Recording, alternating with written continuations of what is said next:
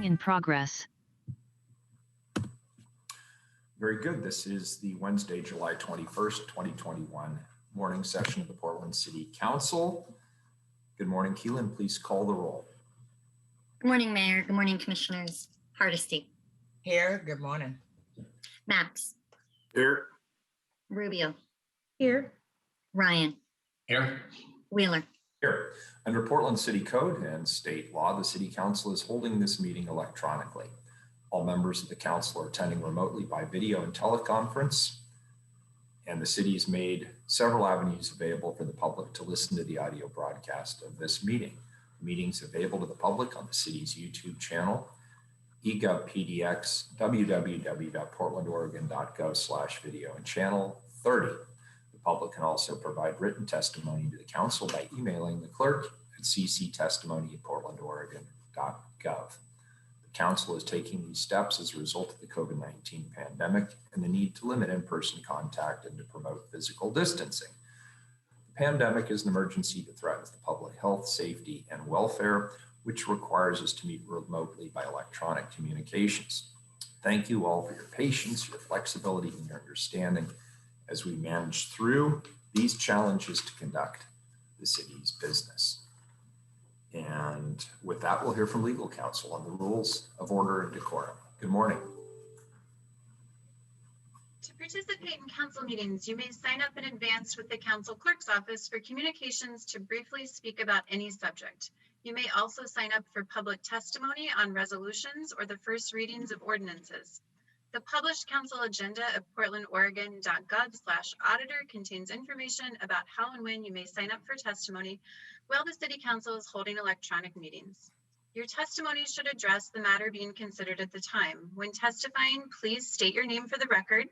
Your address is not necessary. Please disclose if you are a lobbyist. If you are representing an organization, please identify it. The presiding officer determines the length of testimony. Individuals generally have 3 minutes to testify unless otherwise stated. When your time is up, the presiding officer will ask you to conclude. Disruptive conduct such as shouting, refusing to conclude your testimony when your time is up, or interrupting others' testimony or council deliberations will not be allowed. If there are disruptions, a warning will be given that further disruption may result in the person being placed on hold or ejected from the remainder of the electronic meeting. Please be aware that all council meetings are recorded. Thanks, Adriana. Appreciate it. First up is communications. Keelan, item number 569. First individual, please. Request of Catherine Thompson to address council regarding the South Park Blocks Master Plan. Good morning.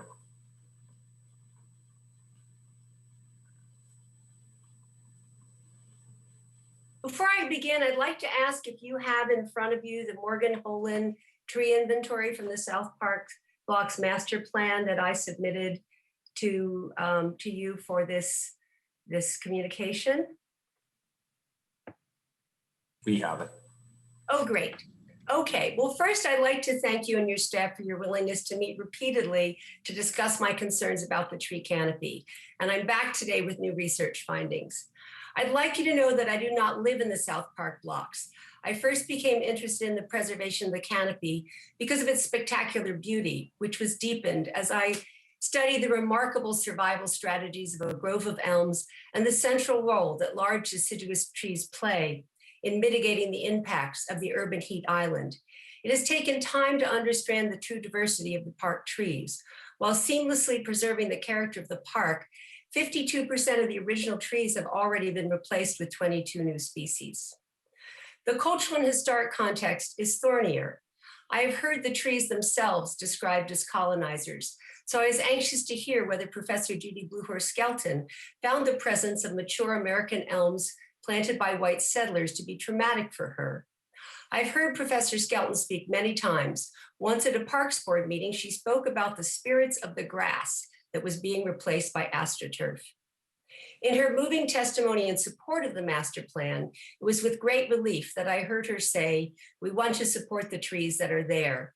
They are relatives." I only hope that the master plan includes some language about tree preservation. And that's what I want to talk about today. To honor the values of Indigenous people, we must support the trees that are there. Morgan Holan's 2019 tree inventory of the South Park Blocks trees, done in conjunction with the master plan, provides a roadmap. In her survey of 495 trees, Holand reported that 121 require pruning. That's close to 25% of the trees. Some trees have dead branches, some trees have over-heavy crowns that destabilize the trees, and some are young and need pruning to encourage strong growth form for a long life. Sadly, tree number 79 of Block 9 that appeared in the Holand report as needing pruning because of a lopsided canopy over the eastern pedestrian walkway is now a stump. I have written to urge you, Commissioner Rubio and Parks Director Long, that you dedicate funds from our Parks Bond to pay for the recommended pruning for the health and safety of the canopy this year. As part of our climate action plan, I urge that in future budgets that major funding be shifted to the Parks Department for ongoing maintenance needs of our natural parks and canopies.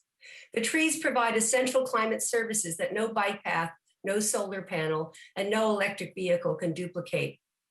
Finally, I ask that before you implement the plan, you speak to the people who live on the west side of Block 8 in sustainable housing in the Jean Manor and the Cumberland apartments. Subsidized housing, I mean. Relaxing on the benches, they were curious what I was doing as I wandered around mumbling and counted the trees. They asked if I was lost. They knew nothing about the master plan, but said the Parks Department takes good care of the old trees with injections to prevent disease. May it continue to be so, augmented by important ongoing monitoring and pruning that must be done to care for our silent relatives, the trees. Thank you. Thank you, Catherine. Appreciate it. Next individual, please, Keelan, item number 570. Request of Manuel Luthian to address council regarding the building management at Vera River Place Apartments. Good morning. We received a request from Nathaniel that they are canceling their. Okay. Very good. Let's move to the consent agenda, please. Have any items been pulled off of the consent agenda? We've received no requests. Please call the roll. Hardesty, Aye. Maps, Aye. Rubio, Aye. Ryan. Aye. Wheeler. Aye, the consent agenda is adopted. We cannot yet move to the time certain items, so we'll move to the first item on the regular agenda, item 577. Proclaim January 2022 to be Portland Music Month. Commissioner Maps. Well, thank you, Mr. Mayor. Mr. Mayor, colleagues, we are gathered here this afternoon to declare January 2022 to be Portland Music Month. We all know that COVID had a devastating impact on Portland's culture and economy. No industry was more deeply impacted by COVID than our local music scene. For more than a year, concerts were canceled and concert halls closed. However, that's begun to change. Portland is recovering from COVID, and you can hear and see music in Portland again. The purpose of Portland Music Month is to celebrate our city's diverse music scene and our city's recovery from COVID. Now, the driving force behind Portland Music Month is Music Portland Bridge, the nonprofit arm of Music Portland, which is a grassroots organization dedicated to making Portland a better place to work in music. We are issuing this proclamation well before January, so Music Portland has time to organize and advertise this exciting series of concerts. Between now and the end of the year, Music Portland will be working with artists, music industry leaders, tourism and economic development agencies, venues, corporate partners, and the media to pull together this remarkable collection of concerts. Now, if your band, your venue, or your organization would like to participate in Portland Music Month, I encourage you to reach out to Music Portland through their website. And I believe we also have some invited testimony today. And at this point, I'll turn it over to our invited guest. Thank you very much. Good morning. I'm Mara McLaughlin. I'm executive director of both the nonprofits Music Portland and Music Portland Bridge. One supports the economic development, and the other is the creative empowerment and equity issues involved in our music ecology. For being a mid-sized city, Portland has long punched above its weight musically, and it's frequently counted as one of the top 10 music cities in the US, and it's recognized internationally as a tastemaker and wellspring of independent music. And that reputation derives from the fact that pre-COVID, we had more than 300 spaces that regularly hosted live music, everything from wine bars and hotel lobbies to dedicated venues and concert halls. We have 700 identified music businesses. And according to CD Baby, there are at least 9,404 unique recording acts from Portland Metro that published new music on their system in the 5 years between 2014 and 2019 alone. So that volume means that tens of thousands of local musicians, studios, producers, engineers, mixers, masterers, graphic artists, music lawyers, and media production businesses made some or all of their income from professional music creation. And finally, our adventurous music fans are a key part of our local music success. Our artists can only be innovative because Portland fans are open to new sonic ideas. And in 2019, with an average of 1,200 promoted popular music performances per month and many more that didn't make it onto the pages of the weeklies, it's likely that popular music engaged more residents and visitors than all of our other art and culture activities combined. And before Music Portland launched in late 2018 to assess and strategically advocate for all parts of our local music industry, city leaders had no way to support this cultural and economic asset. But now, 3 years later, Music Portland is truly the united voice of Portland music. But even a galvanized music community can't sustain or grow its value alone. Music Portland's actionable ideas have been given life through the cooperation of government agencies, the private sector, and above all, this specific city council. And I really want to publicly acknowledge that this city council has been a creative partner to our industry in unprecedented ways, even while juggling the dueling priorities of pandemic. And we want to go on record to thank you. We first want to thank Mayor Wheeler for proposing and each of you for passing a direct city investment to create a grant fund for professional artists and to stabilize Music Portland and Music Portland Bridge to continue our work. I would like to thank all of you who voted to expand the Portland Office of Film to become the Office of Film and Music. And while currently this is a change in name only until we can build a funding strategy, your recognition that this office can and should support both of these commercial production arts is a valuable first step. Our Music Portland Policy Council continues to meet with many of you and your teams to discuss policy priorities to make this a more music supportive city. Your accessibility and creative approaches mean more than you can possibly know. And finally, on behalf of the entire local music community and fans, I want to thank Commissioner Mapps and co-sponsor Commissioner Hardesty for sponsoring today's proclamation to make January Portland Music Month. Because Portlanders love a themed celebratory event, from burgers to bicycles. So a month-long celebration of our incredible music culture makes perfect sense.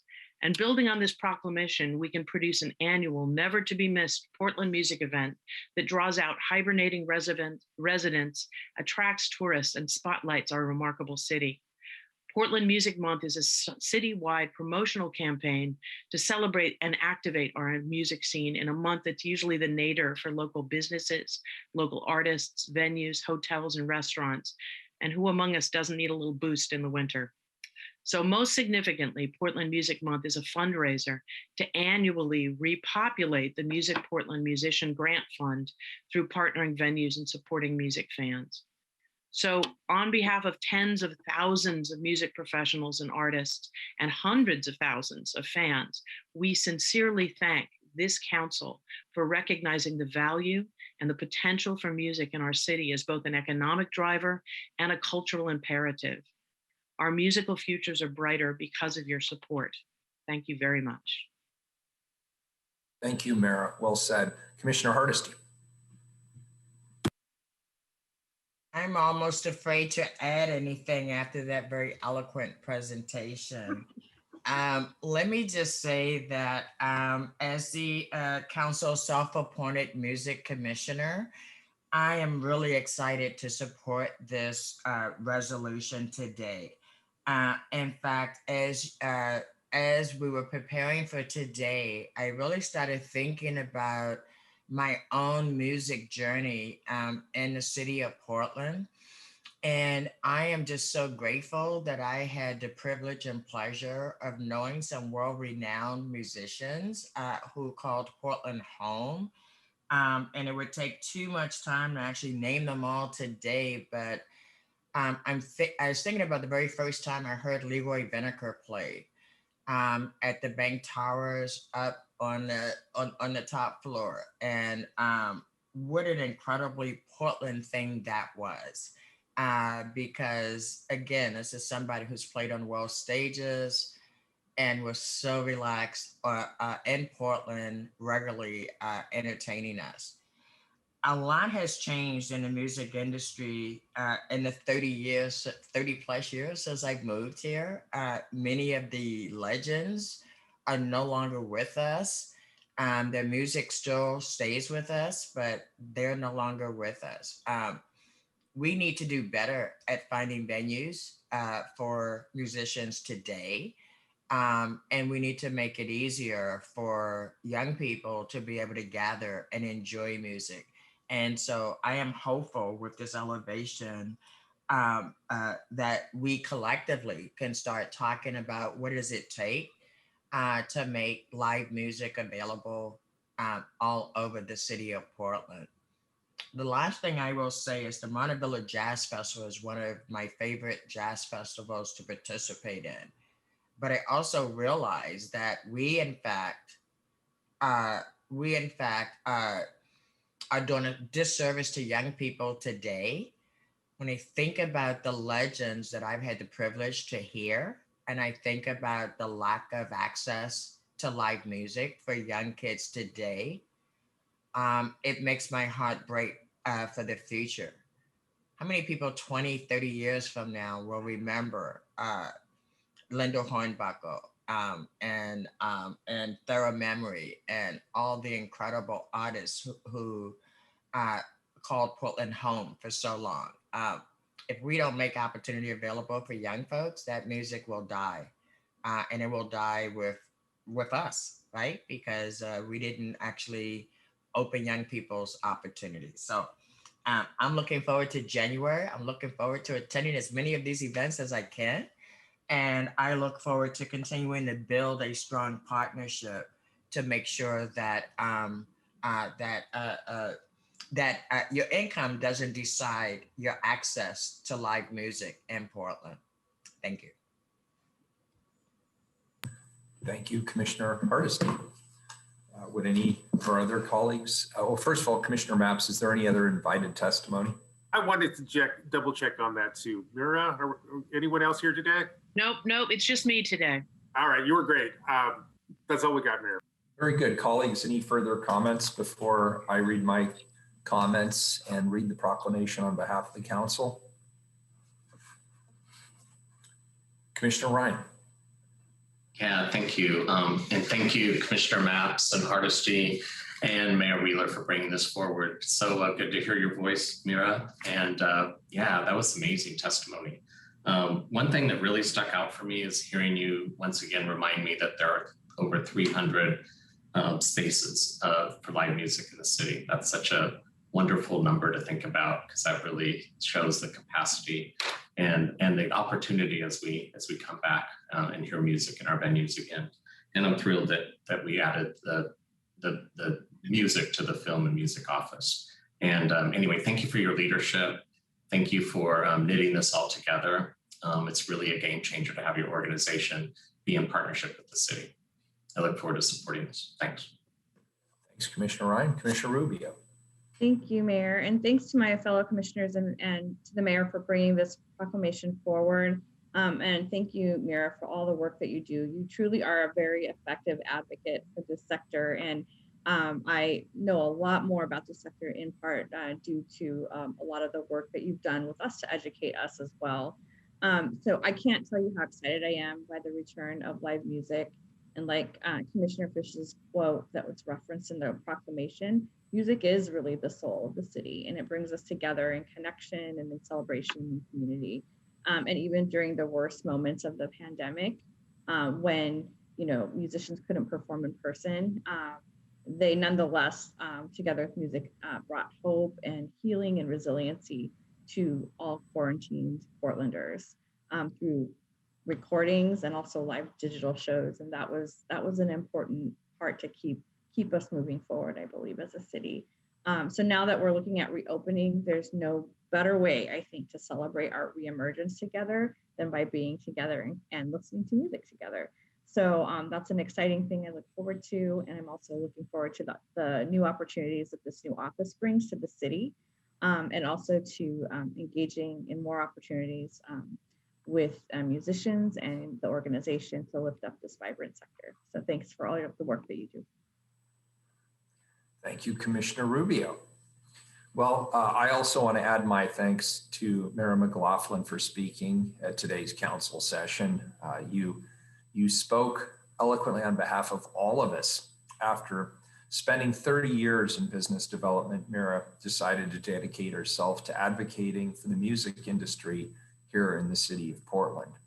And as executive director of Music Portland, Mira spends countless hours working with key players in the music industry, from musicians and producers to promoters, labels, as well as venue owners. This work obviously has been instrumental in promoting our local music scene, as well as in protecting and promoting the music industry during the very challenging COVID pandemic. I also want to thank Commissioners Mapps and Hardesty for sponsoring this proclamation. It's important to celebrate the different musicians, the musical styles, venues, and the other aspects of the music industry, and the important contributions that they make towards strengthening the fabric of our amazing community. And with that, colleagues, I'll read this proclamation on behalf of the City Council. Whereas Portland's diverse musical ecosystem has earned a national and international reputation as a music city. And whereas Portland is home to thousands of professionals performing and recording across all genres and styles, including hip hop, Americana, punk, folk, funk, rock, classical, R&B, jazz, metal, electronic, and everything in between. And whereas Portland is home to nearly 1,000 music businesses, including instrument and gear manufacturers, studio and live production professionals, record labels, music distribution companies, record pressing plants, agents, booker and artist support services, and hundreds of venues and other spaces where live music is presented each and every week. And whereas, unlike most recognized music cities, Portland's music scene is locally owned and independent, with the majority of our venues and music infrastructure controlled by local Portlanders. And whereas the devastation of COVID-19 created a year without music, as artists and audiences were forced away from each other. And whereas Portland's music industry is a resilient and robust community that has survived a long time away and is very eager to safely get back onto the stage. And whereas the month of January 2022 will mark the next big chapter in Portland's music history, definitively turning the corner on our year without music and embracing the next chapter of our story. And whereas throughout January 2022, artists and local businesses will host hundreds of live events across the city. And whereas January 2022 will be the first opportunity for thousands of music lovers to safely return to Portland venues and experience live music again. And whereas Portland musicians agreed that it's not enough to simply return to performing on stages where inequities and biases limit which artists can perform and which audiences can enjoy live music free of discrimination and harassment. And whereas Portland's music industry is dedicated to building a more equitable music scene, leading with the voices of BIPOC musicians in everything that we do. And whereas, with thoughtful support by elected officials, local businesses, community leaders, and neighbors, Portland's music scene can play a leading role in overcoming the challenges facing our city. And whereas, as City Commissioner Nick Fish once said, there's nothing inevitable about Portland's success as a great music destination. We must act intentionally or we risk losing the soul of our city. Now, therefore, I, Ted Wheeler, Mayor of the City of Portland, Oregon, the City of Roses, do hereby proclaim January 2022 to be Portland Music Month in Portland and encourage all residents to observe this month. Thank you all. Thank you, Mara. And with that, Keelan will go back to the time certain agenda, please. 571, please. Adopt the Americans with Disabilities Act Title II Public Right-of-Way Transition Plan. Commissioner Hardesty. Thank you, Mayor. We have before us a resolution that will adopt the Portland Bureau of Transportation's American Disability Act Title II Public Right-of-Way Transition Plan. Portland is a diverse city, and people with disabilities are an important part of that diversity. In fact, all of us are only temporarily able. Every community group in Portland includes people with disabilities, and 1 in 4 adults in the US and in Oregon identify as having a disability. There are many categories of disability, but mobility is the most prevalent. This makes a fully accessible transportation system essential to Portland and this community. I and my colleagues look forward to a city where people with disabilities have barrier-free access to medical appointments, education, shopping, entertainment, fitness, and social interactions. And barrier-free access benefits all community members, not just members with disabilities. And it's an important point we must remember, especially since in the plan outreach meetings, many community members said that government and businesses meeting their needs, the needs of people with disabilities, feels like an afterthought. I am saying today that moving this work forward, fully including people with disabilities throughout our city, is a priority. At this time, I'd like to turn it over to PBOT Director, Chris Warner. Good morning, Chris. Good morning, Commissioner. Thank you. I'm going to start my presentation off doing something slightly a little different today. As PBOT's ADA coordinator, Lisa Strader, who will be speaking right after me, has taught me, it's helpful to be more inclusive for low vision and blind listeners if the speakers describe their appearance when they introduce themselves. So in that spirit, good morning. I'm Chris Warner. I'm Director of the Portland Bureau of Transportation. I'm a white man who wears glasses and I have short brown hair. And today I'm wearing a red and white checkered shirt. So thank you, Commissioner Hardesty, Mayor Wheeler, and the rest of council for your ongoing support for PBOT's efforts to build a transportation system that is accessible to all Portlanders and that helps them get from place to place easily, sustainably, and above all, safely. We're grateful to you and your continued support for our implementation of the CREEP consent decree and our ADA transition plan. Since 2018, when City Council approved the consent decree, PBOT has been hard at work bringing our city's 38,000 corners up to ADA standards. This is vital work. The difference between a city with accessible curbs and a city without is the difference between an equitable city that affords its residents the freedom and mobility they need to live the lives to their fullest, and a city that impedes such freedom and opportunity. With your help, we're building that first kind of city. Over the last 2 years, we finished over 3,000 curb ramps. In other words, we've removed 3,000 barriers to mobility. The Creek legal team, who will speak in a moment, will provide you more background on the state of the consent decree. We're also here to brief you on our ADA transition plan. Lisa will provide an in-depth overview of the plan in a few moments. For now, here are a couple of highlights. This plan, if adopted by you today, charts the future of transportation accessibility.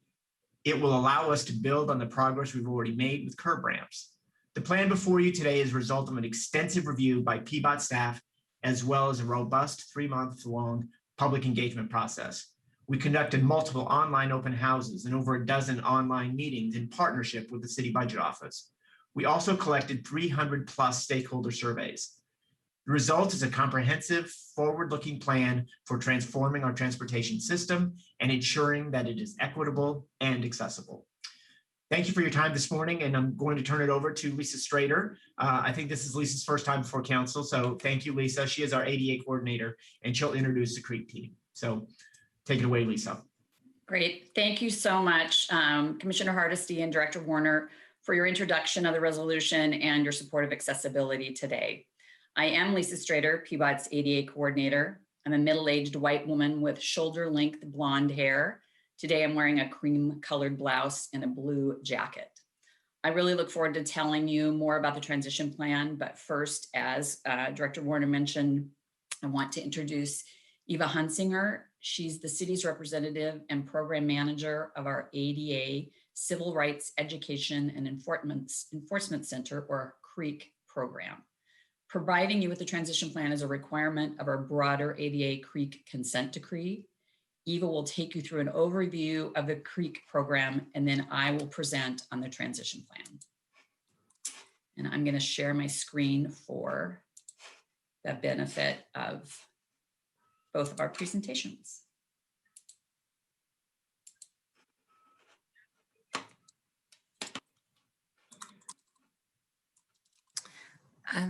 Thank you, Director Warner and Lisa.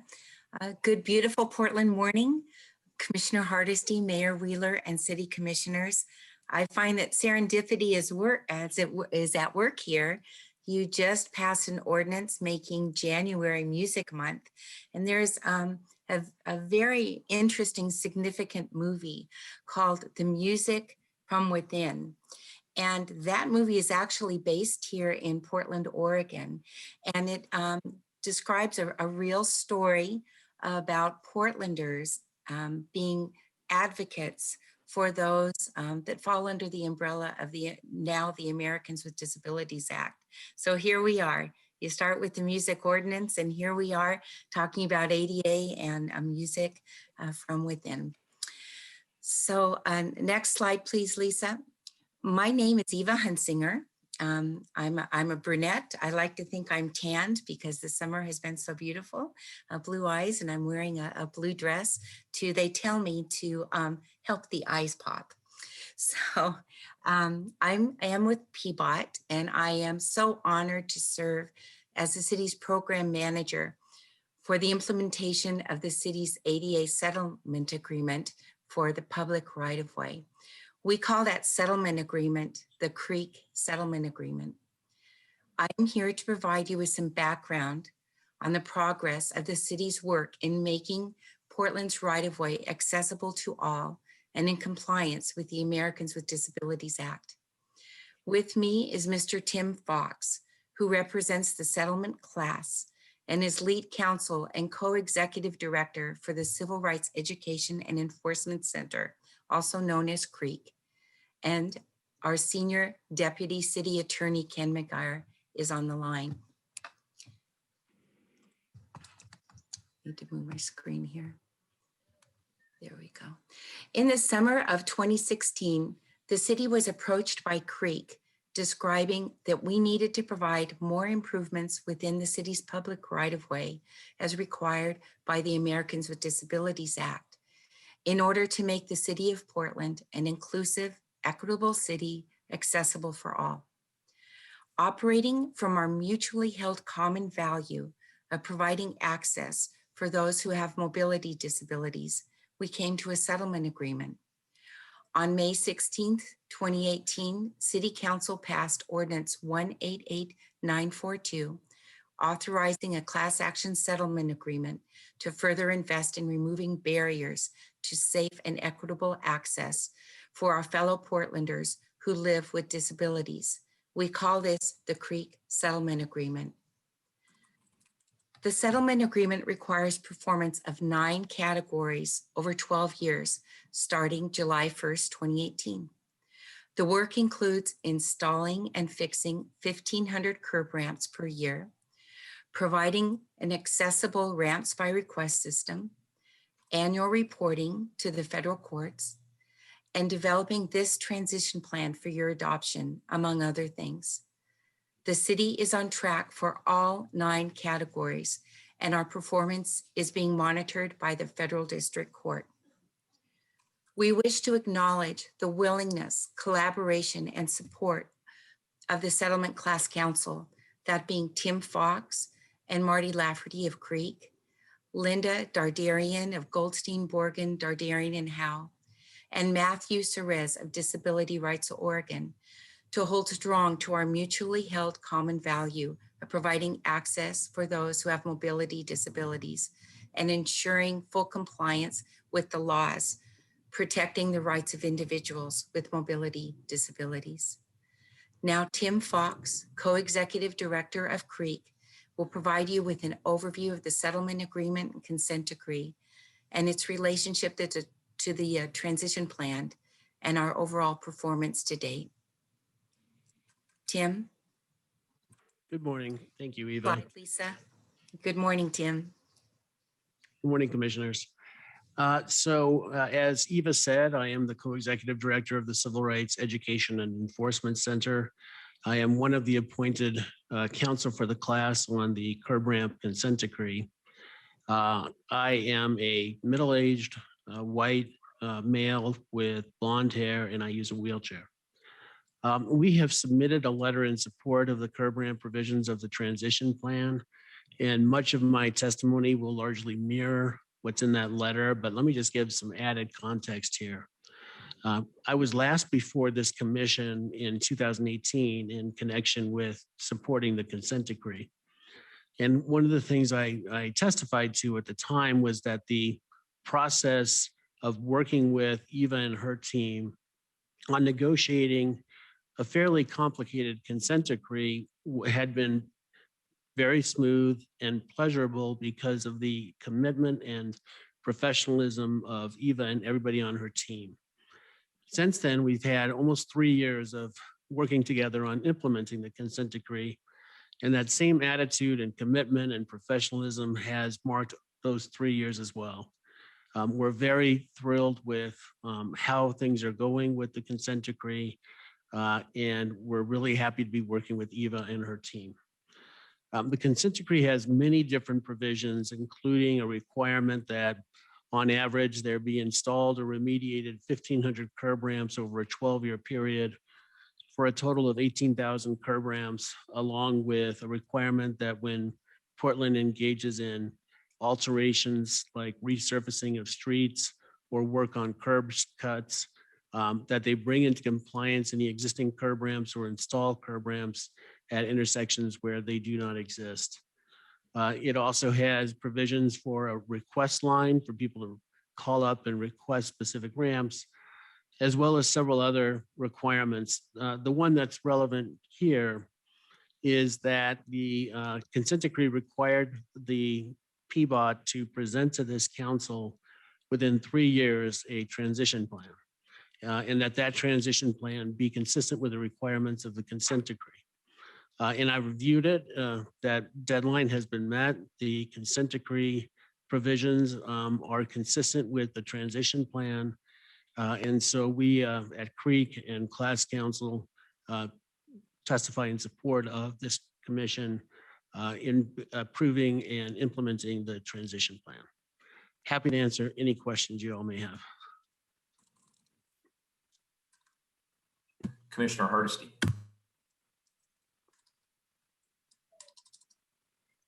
Oh.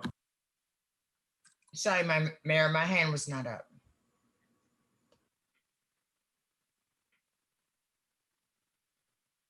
All right, I don't see anyone else with their hand up, so I guess that's that, or did you have more for your presentation?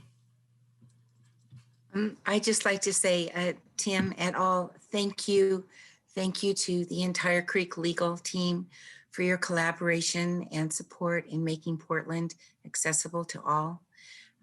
Your involvement in this program and the letter of support that is now on our screens as representatives of the settlement class is very much appreciated.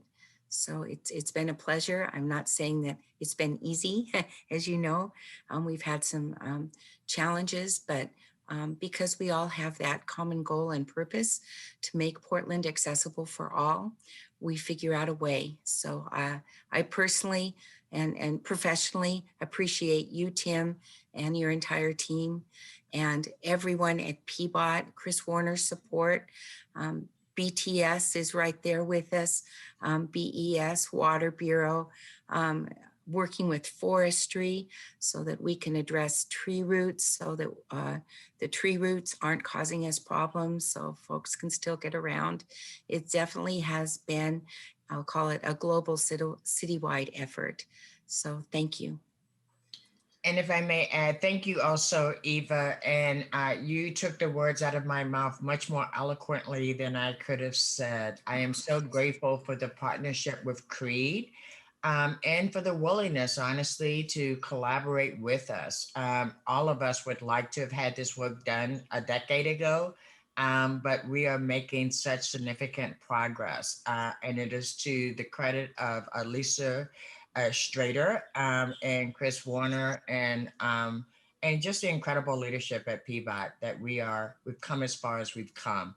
And I think this letter of support actually reflects that. It reflects that this has been a labor of love and we're getting the results we need. So thank you all for the great work.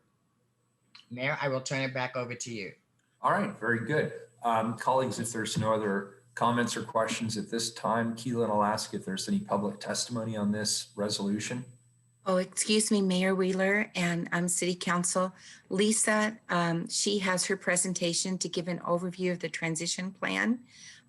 It only takes a few minutes, yeah, but I think it would be well worth our time. Certainly. Excellent.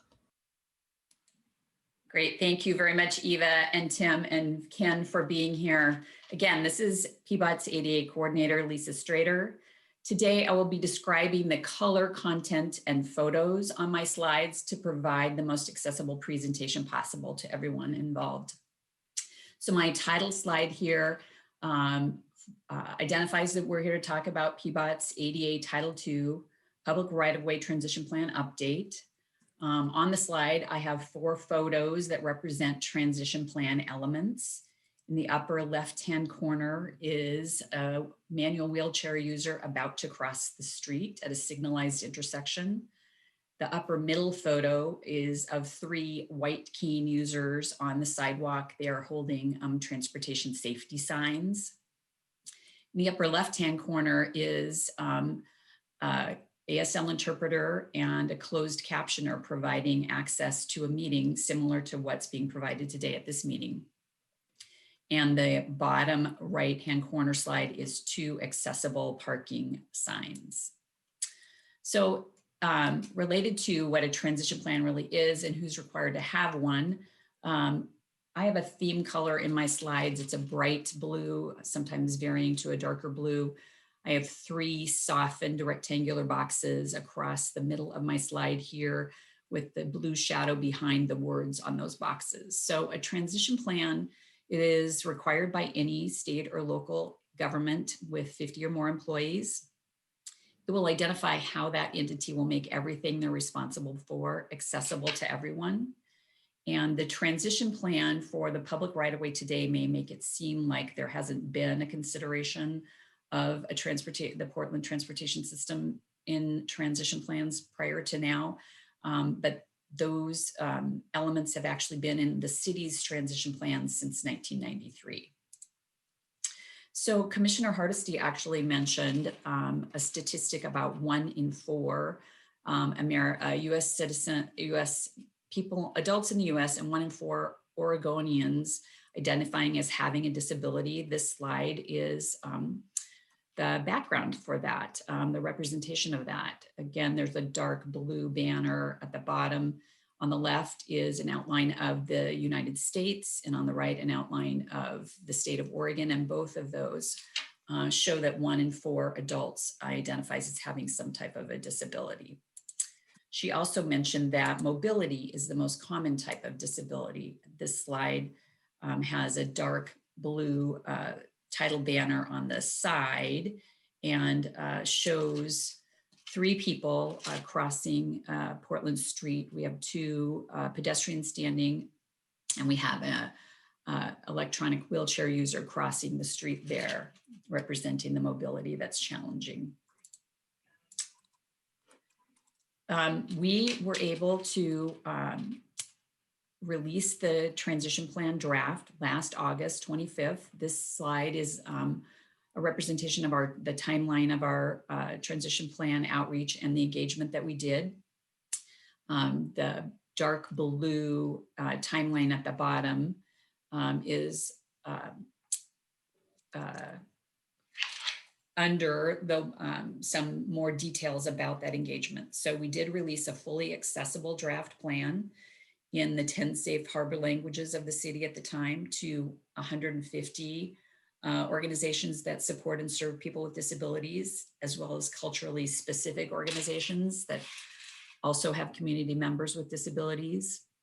As Director Warner mentioned, we had an almost 3-month public comment period. We had 6 open houses. We offered presentations to any of those organizations that wanted us to come to one of their existing meetings or hold a special meeting. We did 13 of those. We had an interactive website the entire time and a survey. So today we're at council with a current plan based on the comments we've received. It's also a fully accessible document and it's being translated right now. I wanted to share some of the comments that we received from our outreach. And this is not an exhaustive list, but the predominant comments are the ones we received most. And I have a title banner on the left here that's kind of a bright blue, and I am going to read each of these. So number 1 was a proactive sidewalk policy. We also heard of wanting to be consulted before, during, and after projects. There were a lot of comments about the schedule to complete the transition plan. A lot of support for equity in the historically underserved areas of our city. There was a request for an increase in accessible parking. There were a lot of comments about transit stops and transit. I'm happy to have TriMet here as a partner to give testimony after mine related to how both of us support accessible transit stops and transit. There was an interest in being sure that there is good coordination within PBOT and the other city bureaus. And then there was honestly a lot of conversation about safety, which by itself isn't a transition plan requirement, but without safety, accessibility is at risk and vice versa. So a number of the safety comments related to cars parked too close to corners, lighting, consistency in how we design things so that people know what to expect, communication about what's available, for instance, on our website, and then other uses of the sidewalks. So think of maybe some of the temporary uses we're seeing and started to see more because of COVID. So transition plan is required to have certain elements. I have a dark blue banner at the top of this slide. And then again, across the middle, those softened rectangles with the medium blue shadow behind them. So transition plan has to identify barriers, both physical barriers and then programmatic. So think maybe policies and practices. Has to identify how we're going to remove those. It has to name somebody responsible for implementing the plan, which isn't the same as doing all the work, but shepherding it through. It has to provide a complaint process, and it has to identify schedule and budget. Our plan, we believe, has all of those elements. As it relates to the public right-of-way, and to give some more perspective on what that looks like for people, it means PBOT's responsible for accessible curb ramps, pedestrian signals, sidewalks, parking, and that means accessible parking, transit stops, and overall full program access to everything that PBOT does. So just quickly, I have some slides with photos that will give a better perspective on what a compliant versus non-compliant element might look like. All of these have a dark blue banner at the bottom. So this slide is on the left, a compliant curb ramp. So a corner with 2 curb ramps, a nice level landing, and the yellow color and texture panel at the bottom. The photo on the right is of a manual wheelchair user trying to navigate a curb ramp that doesn't have an adequate turning area, level landing area, and no truncated domes. This slide is of a non-compliant pedestrian signal on the left. The gentleman stepping up onto a platform to reach that pedestrian signal. Photo on the right is of a wheelchair user able to be right next to the pedestrian signal and access. And our third example, the third example I have is compliant versus non-compliant sidewalks. So Excuse me for a second, Lisa. Christy, I see you found your mute button. Thank you. Go ahead, Lisa. Thank you. thank you. Compliant sidewalks that have been rebuilt versus sidewalks that were not compliant before. So I've mentioned full program access a couple of times, and that's maybe a phrase that isn't completely familiar to people. So just quickly, I'd like to run through that. On the left of this slide are the international symbols of accessibility in sort of a stylized circle. They're a medium blue and surrounded by kind of a light blue. So full program access means being able to get into buildings, being able to both read and use our documents and forms. I've mentioned the transportation system elements already, being able to communicate with us. So think of telephones that work differently than the one that I use, for example. Employment, so being able to find jobs, apply for them, interview, and then once working for PBOT accommodations if they are necessary. And then fully accessible meetings. So not just getting into the building and into the meeting room, but being able to fully participate once you're there. So we're very excited to be here today after the process of putting together the transition plan and having that out to the public. We've finished that now. We're presenting today for hopefully adoption, and then we'll begin implementation, which briefly looks like these elements. So we're going to carry out the 20-year implementation schedule that's in the plan. PBOT and other projects will move the work of the transition plan. Even though we're saying we're going to start implementing the transition plan, we have been implementing accessibility modifications to the public right-of-way through all of our projects for years. We're going to continue that community engagement that we heard was so, people were so interested in being sure we were doing. We'll review our policies, practices, and procedures. We're going to collaborate on our planning and design of projects. And we're going to report annually. We have a transition plan website that we'll keep live, and we'll move that to a place where we give annual updates. And then every 5 years, we'll update the plan, not necessarily to the same level that we developed the plan, but we'll definitely review the entire document and be sure that we're still on track and that the way we've described what we're going to do is still how we're doing it. So early actions, I mentioned at the 20-year implementation. So early in that, we're going to continue to ensure that the work in our projects is what is necessary to address the accessibility in those footprints. There's still a lot that we need to know. We have a very robust asset management system. We know what we own, but we don't necessarily know all the accessible features of what we own. So there's evaluation that still needs to be done. We're going to review policies and update those as needed. And then just reinforcing one more time, we're definitely committed to engaging the community. So just quickly before I finish up, I wanted to give you some examples of how we incorporate accessibility into the work that we already do. So my next slides all have some element of my dark or bright blue in them. This one is a rendering of a project that's in the planning phase. And so even at the planning phase, we're looking at what we need to do to make a system accessible. This rendering shows a nice wide PBOT standard sidewalk that's level and accessible, being used by a wheelchair user, and curb ramps and a crosswalk, back to that safety, as well as bikers and other pedestrians. This is a photo of the intersection of 33rd and US Grant.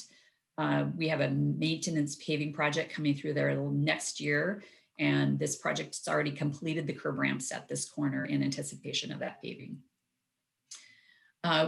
This is a before and after of a sidewalk and a transit stop that was very difficult to use on the left, and that same location on the right that's now a nice wide PBOT standard and accessible sidewalk and accessible bus station.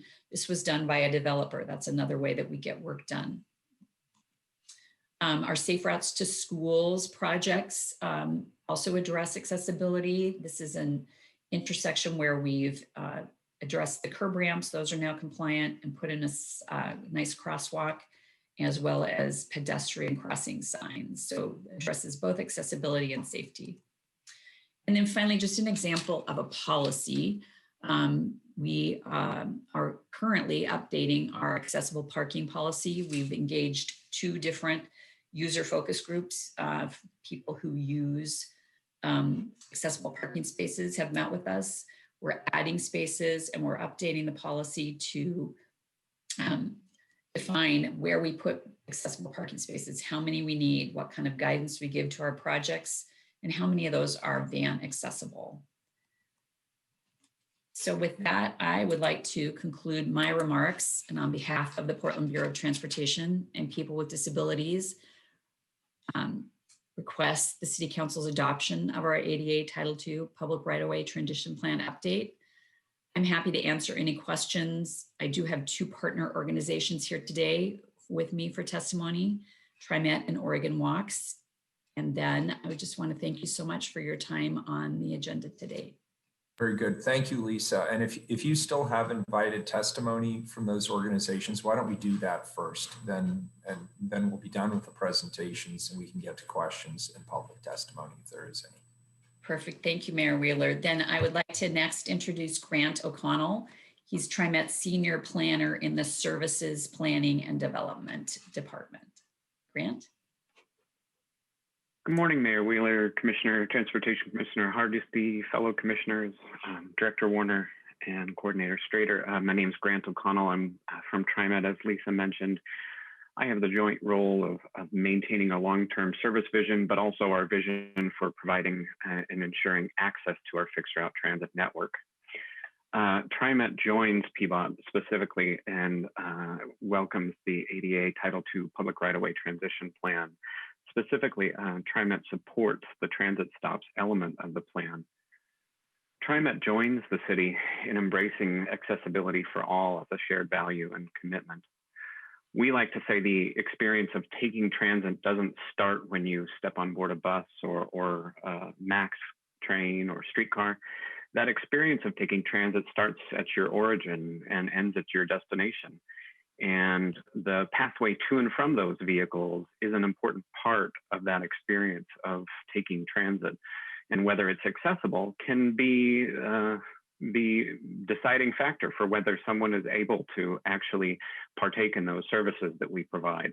So we partner and collaborate with the city to ensure that the sidewalk and curb ramp network is part of the broader accessible transportation network for all. TriMet has adopted several plans to improve accessibility, and those should work in concert with the transition plan. Our pedestrian plan is still ongoing. We recently cataloged additional assets out in the field, identifying deficiencies, and I look forward to sharing those with the city to work collaboratively to address those. TriMet staff greatly appreciated the opportunity to review and provide input on the plan. PBOT staff was remarkable in regards to their coordination and involvement of TriMet. And also the TriMet CAT Committee. The CAT Committee is meeting right now, so I'm not sure if any of them were able to make it, but I'm sure if they aren't able to make it, they're here in spirit and look forward to the adoption of the transition plan. There's a great breadth of experience and depth of knowledge there that I know the city benefited from. So I greatly appreciate the city's involving our CAT committee.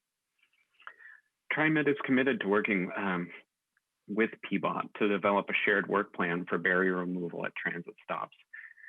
To advance this work, we have agreed to join PBOT for quarterly meetings. TriMet's also investing $10 million in bus stop improvements over the next several years. We are prioritizing most of this funding in areas we've identified as historically underserved, as identified through our 10-factor equity index. And TriMet will also work with PBOT to jointly identify and seek further funding to continue partnering and building better bus stops in pursuit of an accessible transportation network for all. So TriMet roundly supports adoption and looks forward to our continued partnership on this issue.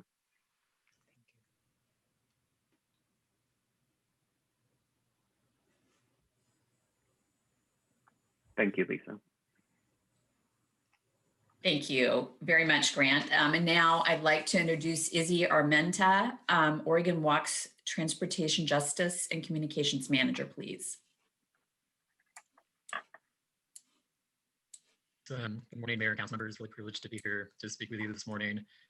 Again, my name is Izzy, I'm Transportation Justice and Communications Manager at Oregon Walks. Oregon Walks is a state pedestrian advocacy organization, and we work to ensure that walking and rolling is safe, convenient, and accessible for everyone. The plan being presented today is we believe is an important tool to making our city truly accessible for everyone. A fully accessible transportation system shouldn't just be an aspirational goal, but rather a basic right for everyone. And this plan can help us get there. There are so many great components in this plan that will literally remove barriers, improve policy and practices that currently limit access, and we believe improve safety as well. As the plan notes, 23% of people living in Multnomah County have a disability, and this plan can improve access and safety, not just for people with disabilities, but for everyone. As Commissioner Hardesty said, we're all just temporarily abled, and so this plan will benefit all of us. We applaud that the plan is not just focused on infrastructure, but also works to improve policies, programs, and activities offered. So kind of covering the whole spectrum. There's one component we do believe that needs improvement and like to find ways for the city to improve that, and that is the current complaint-based system of addressing sidewalks. Simply, it's just not equitable, both in how sidewalk issues are reported, but also how they're repaired. The burden of reporting deficient sidewalks relies on the community to report it, and its complaint-based system often prioritizes not where the need is, but whoever has the system knows the system exists in the first place and has the capacity to make a complaint. Also, the repair of sidewalks as it currently stands falls on homeowners. Those costs can be high and be a major financial burden for many homeowners, especially for those that are low income. We think it'd be great if the city can work on identifying ways to expand support for sidewalk repair for low income homeowners, even better, identify ways to completely fund sidewalk repair. We do believe that this plan, along with other city initiatives in place, at PDX, Adapted Cycling Program, PDX Wave, will go a long way to enhancing accessibility and removing barriers for our city. Here at Oregon Walks, we support this plan and we encourage the city council to adopt it today. Thank you. Mayor and Commissioner Hardesty, that concludes the presentation from PBOT and its partner agencies. Again, this is Lisa Strader. I'm happy to answer questions. Thank you. Very good. Colleagues, any questions at this point? And Keelan, can you tell us whether or not we have public testimony on this resolution? Yes, Mayor, we have one person signed up. Okay, I'm not seeing any immediate questions. Why don't we go ahead and let that individual testify, please. 3 minutes, name for the record. Albert Kaufman. Good morning, Albert. Good morning. I'm actually here to talk about the parks plan. So sorry about that. That was my mistake. Not a problem. We'll be getting to that in the not too distant future. With that, colleagues, if there's no further questions, Commissioner Hardesty. Thank you, Mayor. I move that we adopt the ordinance as presented. It's a resolution, Commissioner Hardesty, so no motion is required. Very But good. I appreciate your enthusiasm. It's I'm ready to go. Go ahead and call the roll, please, Keelan. Hardesty, Again, I want to be very grateful for the hard work that got us to this plan. This is a plan that will benefit all Portlanders. And I am very, very grateful at the collaboration and the partnership that's led us here today. And want to thank TriMet and Oregon Walks for being here in support of this resolution. I'm happy to vote aye. Maps, I'd like to thank Commissioner Hardesty and PBOT for bringing this important work forward. I'm glad to see this project evolve and get better, and that is why I vote aye. Rubio, I also want to thank Commissioner Hardesty, Lisa, and Eva for the presentation and all the PBOT staff for bringing this forward. I also want to thank the many community advocates and stakeholders who also put in countless hours of work into this project. At the heart of what we're really talking about here is equity and disability justice. And we're clearly behind on that front, but I am also very appreciative of the recognition of this and the commitment to change this. So we'll continue to make headway together. So I look forward to learning more and receiving updates as the project unfolds. I vote aye. Ryan, Yes, thank you. Actually, I was inspired by the testimony, so let me try this. I am a white guy. I'm middle-aged beyond, and I have, and my hair is now more silver than anything else. And I have blue eyes with some big blue frame glasses, actually. So purple shirt. I am really taken with this testimony. Thank you, Commissioner Hardesty, for your leadership with Director Warner, Lisa and Eva, and particularly the partners that were with us today, Tim and Grant and Izzy. Your opening, Commissioner Hardesty, that all of us are only temporarily able is just a really important thing for me to just keep it front and center of my mind. And that 1/4 of our population have some type of disability. I don't really think about that enough. That's a big number. And the goal is about full participation, the justice point that Commissioner Rubio just made. And I'm just thrilled that we're on track on all 9 categories. So anyway, enthusiastic aye. Taylor, Thank you for the presentation. Thanks, Commissioner Hardesty. I vote aye. The resolution is adopted. Commissioner, did you also want to add something? Nope. Very good. All right. The resolution passes. Good presentation. Thank you, everyone. With that, we will move to our second time certain item, please. Item number 572. consider appeal of the Northwest District Neighborhood Association against the Design Commission's decision to approve with conditions a proposed new 5-story mixed-use building at 1137 Northwest 23rd Avenue in the Northwest Plan District, LU 20-123610 DZM. Commissioner Ryan.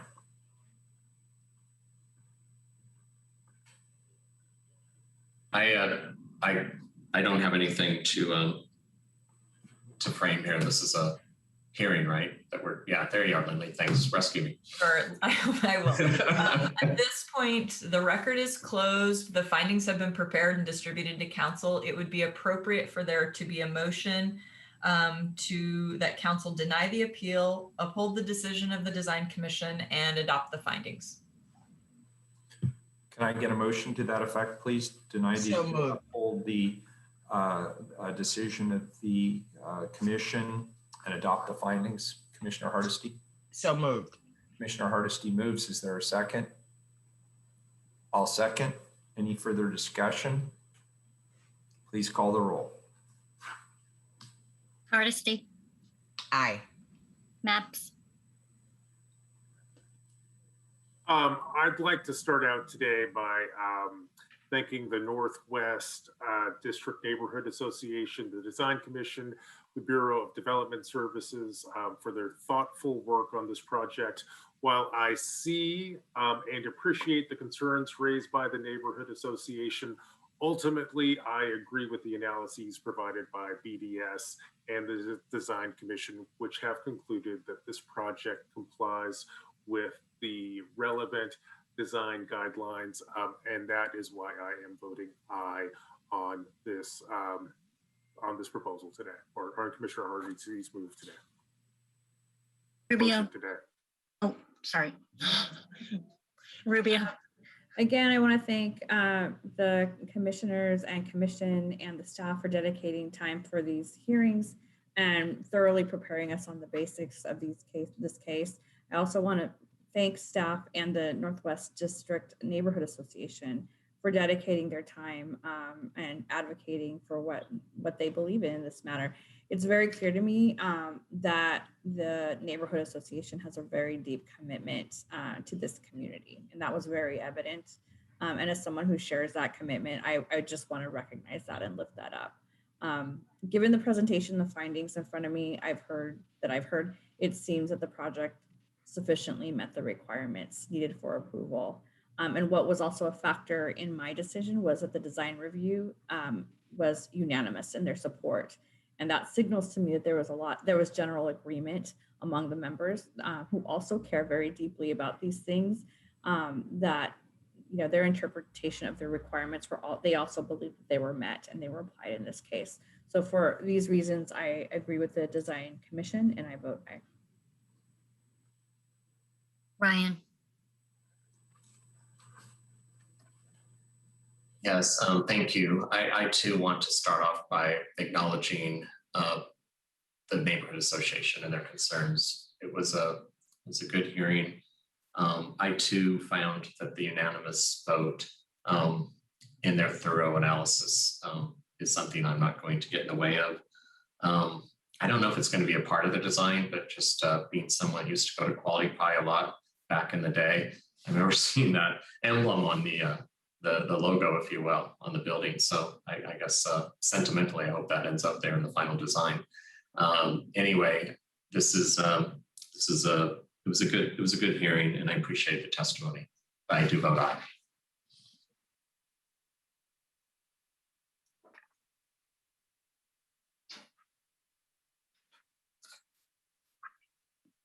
Mayor Wheeler. Sorry, I didn't hear you. So I support this motion. I agree with what my colleagues have said. I do appreciate the feedback from the neighborhood associations, particularly some of the comments that they made around the design element. Personally, and this is personal, I like to see a more aggressive setback on the top stories. In this case, it would be the 5th story. That being said, on the western exposure, I think they did a terrific job, those who designed this building. I think it was made clear through the presentations that this design is consistent with the character of the immediate neighborhood.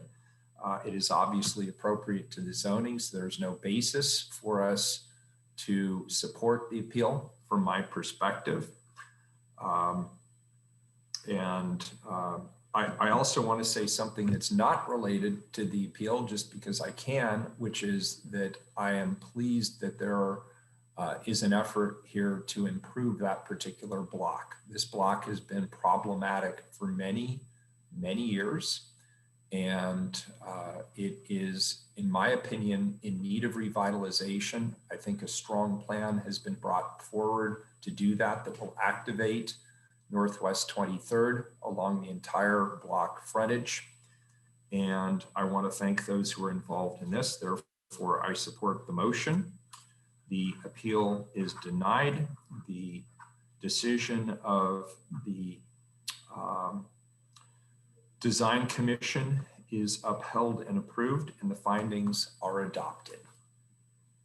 Anything else that we need to do on this, Lindley? No, Mayor. Thank you. Very good. That completes that item. We've already done the consent agenda. We are now back to the regular agenda, item number 578.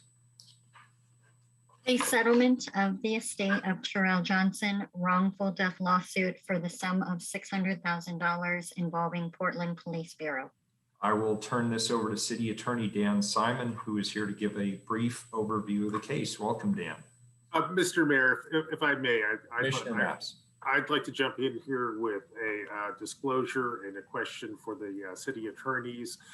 I feel like I should let this council know that I happen to know one of Mr. Johnson's relatives, his uncles, who embarrassingly I've forgotten his name.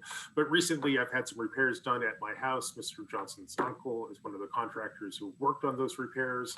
I have no direct financial relationship with the uncle. Instead, I contracted with ProBuild for the repairs, and the uncle is one of ProBuild's employees or subcontractors. I'd estimate that over the last 3 months, the uncle has been to my house 4 or 5 times, and on at least one occasion, the uncle and I did discuss the case before us today. So my question to the city attorney is, should I recuse myself from this case? Commissioner Maps, this is Robert Taylor, the city attorney, for the record. I believe based on how you have described that, you would have, in the abundance of caution, you could declare a potential conflict of interest on the record, and then with that declaration, you could participate in the decision. Okay, colleagues, I'll declare a potential conflict of interest on this item. If anyone on council would like me to recuse myself, I'd be happy to do that. Otherwise, I will intend to vote on this. Commissioner, for my part, I'm satisfied with the declaration and I appreciate it. Sure. Very good. So with that, we'll turn it over to Attorney Simon. Welcome. Good morning, Mayor and City Commissioners. With me today are Rob Yamachika, who is another attorney in the City Attorney's Office who worked on this case, as well as Jessica Bird with the City's Office of Risk Management. Mayor and City Commissioners, the following is a brief summary of the facts underlying the Terrell Johnson case. This case involves a May 10th, 2017 foot pursuit by a Portland police officer that resulted in the use of deadly force. The police received a 911 dispatch call about a disturbance at the Flavel Max station involving Mr. Johnson. As part of the dispatch communications, there was some confusion about whether the officer knew or should have known that Mr. Johnson had a weapon. When the Portland police officer arrived on the scene, Mr. Johnson was about to be searched for weapons by a West Lynn police officer. When the Portland police officer approached, Mr. Johnson turned and ran. The Portland police officer then engaged in a foot pursuit that crossed the Max tracks. After crossing the tracks, Mr. Johnson stopped and turned on the officer, and Mr. Johnson was armed with a utility knife. At the moment Mr. Johnson turned around, the officer was about 7 or 8 feet away from Mr. Johnson and coming closer. When Mr. Johnson turned, the officer saw the knife and tried to back up to create distance when he tripped and he fell backward over a curb. As Mr. Johnson continued to move closer, the officer drew his service weapon and fired 4 shots, 3 of which struck Mr. Johnson. In 2019, the plaintiffs filed their lawsuit alleging wrongful death and other claims. Issues in the case included whether the officer should have engaged in the foot pursuit, given the confusion about whether a weapon was present, and whether the officer maintained a safe distance during the pursuit. The parties engaged in a mediation with a federal magistrate judge and were able to reach an agreement of $600,000 inclusive of attorney fees to resolve all claims brought by plaintiffs, subject to the approval of counsel. The City Attorney's Office recommends that council approve the settlement, and I'm happy to answer any questions. Thank you for that overview, Dan. I want to just acknowledge that situations like this are always tragic for everybody who is involved. I want to acknowledge the devastating impact that the loss of Terrell Johnson's life has had on his family and friends and our community as a whole. Our officers often find themselves in difficult situations such as this, And I trust that they try to do their best. Yet shootings like this demand that we be self-critical and willing to learn from these events. We must acknowledge and work to repair the systemic failures in our community that disproportionately impact the safety and well-being of young people of color and other vulnerable members of our community. That often goes well beyond policing, towards social services, towards economic opportunity, towards educational opportunity. I understand that some members of the Johnson family are here today and wish to say a few words to council. We welcome your testimony.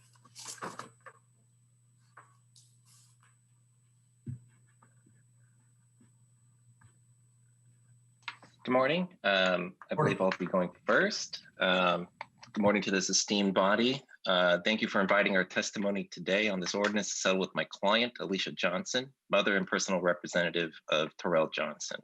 My name is Juan Chavez. My colleagues Alex Meggett, Franz Bergermeyer, Brittany Plesser, and I represented Miss Johnson in this case. And I'm joined today with Terrell's aunt and uncle, Lorraine Arias and Jeremiah Johnson. So let me tell you about this case. It's one that's all too familiar to Portlanders. A houseless man, a person of color, seemingly in a mental health crisis, gets the cops called on him. That call ended with him being killed by the police, with 2 gunshot wounds to his backside and 1 across his chest. Best we can tell, this call started over Terrell asking a group of young people for a cigarette. But in many ways, it started a lot earlier. Terrell had been living on the streets for a few months. He had tried to get mental health and addiction treatment, but that was a struggle for him. He had sincerely hoped to break that cycle. Alicia, his mother, hoped the same too. They loved each other very much and hoped for that reconciliation. Unfortunately, they will never get that in person. Portland has maintained a pattern and practice of using excessive force against people experiencing mental illness or exhibiting symptoms of mental illness. That's not me making a general unfounded statement. As many on this council know, the United States Department of Justice found that PPB does maintain that pattern and practice. And there's many reasons why that is, but I'll harp on one point. We're sending officers to deal with problems we've created, made worse, and ignored by not investing in mental health care for Portlanders. We're a city without a sobering center or a non-emergency crisis mental health walk-in and drop-off center. Other cities have them. Beaverton has one, but not us. Now, as a state, according to one study, we rank at the bottom, 51 out of 51, in the country for mental health treatment. But that's not an excuse for the city of Portland. It's a choice we've made. And we can't say that it's not the city's problem to provide mental health care, because we do already. We engage in mental health care, but it comes from an officer with a badge and a gun.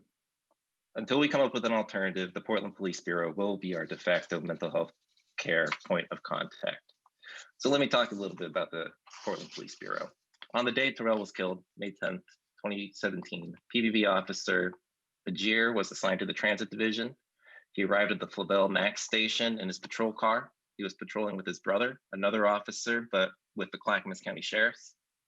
When he got out of his patrol vehicle, Officer Ajir saw another transit division officer from the city of West Lynn talking calmly to Terrell. Terrell presented as a biracial Black man in a hoodie and sweatpants on a Max platform. Officer Ajir believed he was arresting this person, so he put on his blue latex gloves. Now, when Terrell saw Officer Ajir put on his gloves, he ran. Up until this point, the West Lynn officer had the situation under control by just talking to Terrell. No one was under arrest. The situation appeared to be properly de-escalated. Officer Ajir's assumption that he was going to be arresting Terrell escalated the matter. So Officer Ajir gave chase. He chased and followed within 10 feet of Terrell. The other officers followed at a safer distance. No one knew what Officer Ajir's plan was. In his mind, as he told the grand jury, Officer Ajir believed he could tire out the person he was chasing. Now, a foot pursuit is not a race or a competition. They aren't what they look like in TV. There's even a PPB directive that tells officers not to engage in a foot pursuit unless they radio it in, giving directions on what they're doing, what the person they're chasing is doing. And they also have to use things like cover. They have to keep a distance. They have to communicate with each other. And they also just shouldn't chase people if there's a serious danger to the person that they're chasing or to the public in doing so. So Officer Ajir chased Terrell for several hundreds of yards, and they were chased onto the Max train bridge over Johnson Creek. Officer Ajir jumped into the area between the train tracks and had noticed that Terrell had briefly stopped. Now, Officer Ajir claims that Terrell drew a box cutter on him and maintained a distance of about 7 to 8 feet. Seeing the box cutter, a 1-inch blade at most, Officer Ajir drew his pistol, took a step backwards without looking where he was going, and tripped on the concrete curb.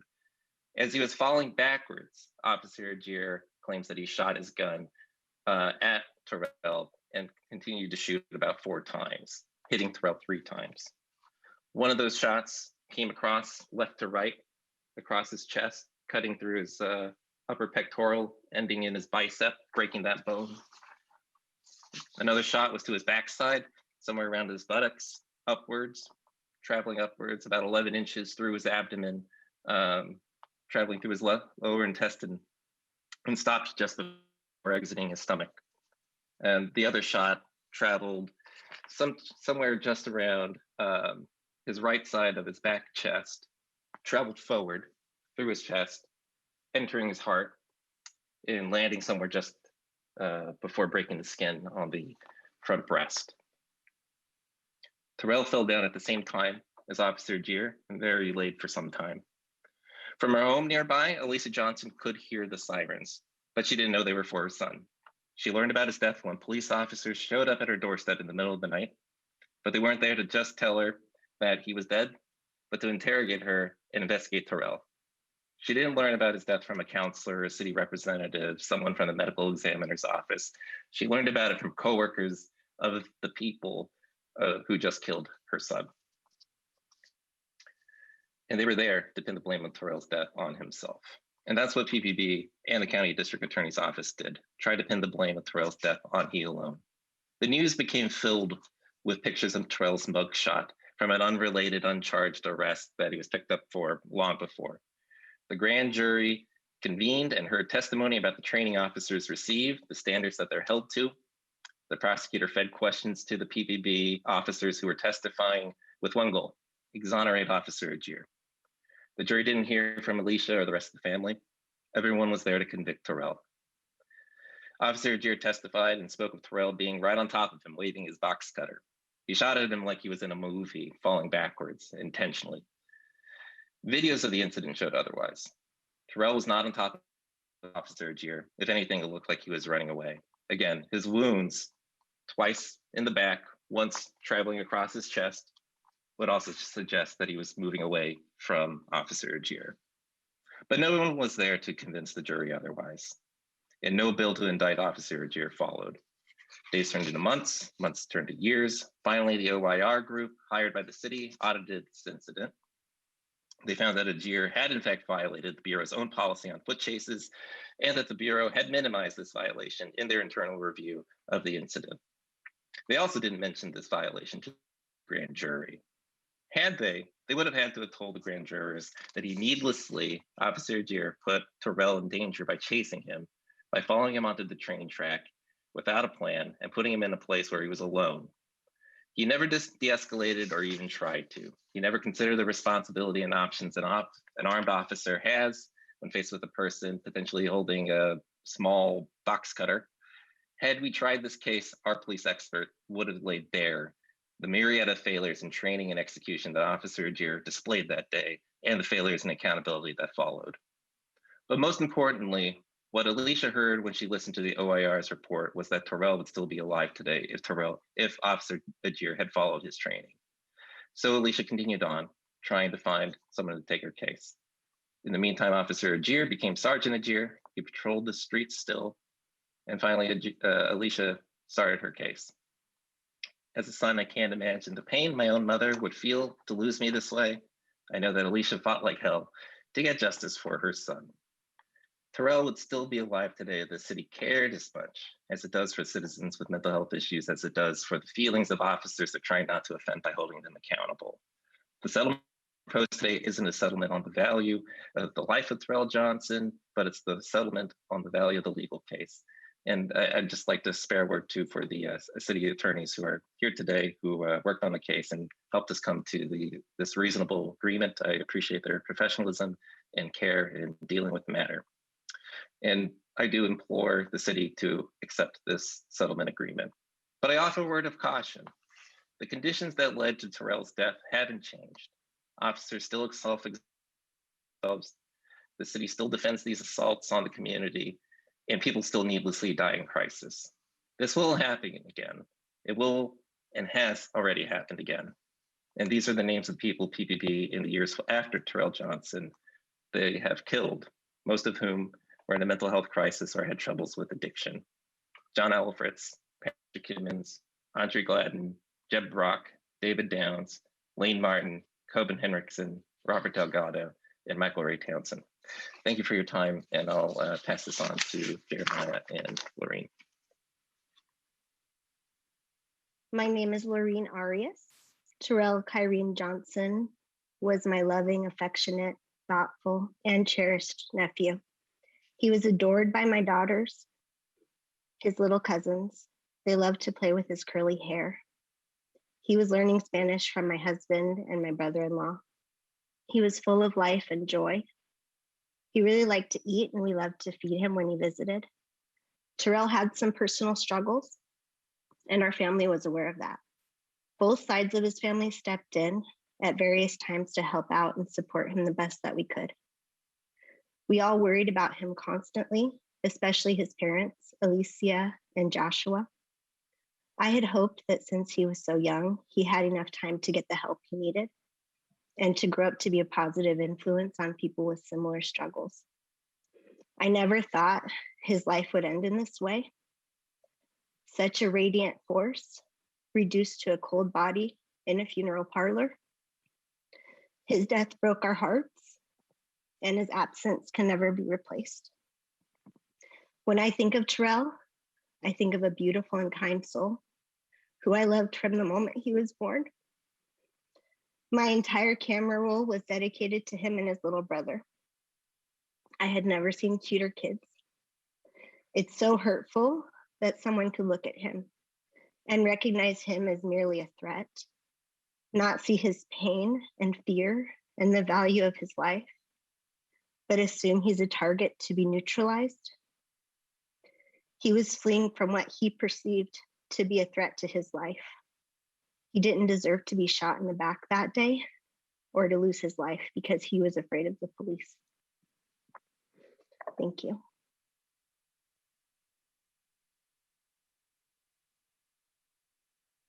My name's Jeremiah Johnson.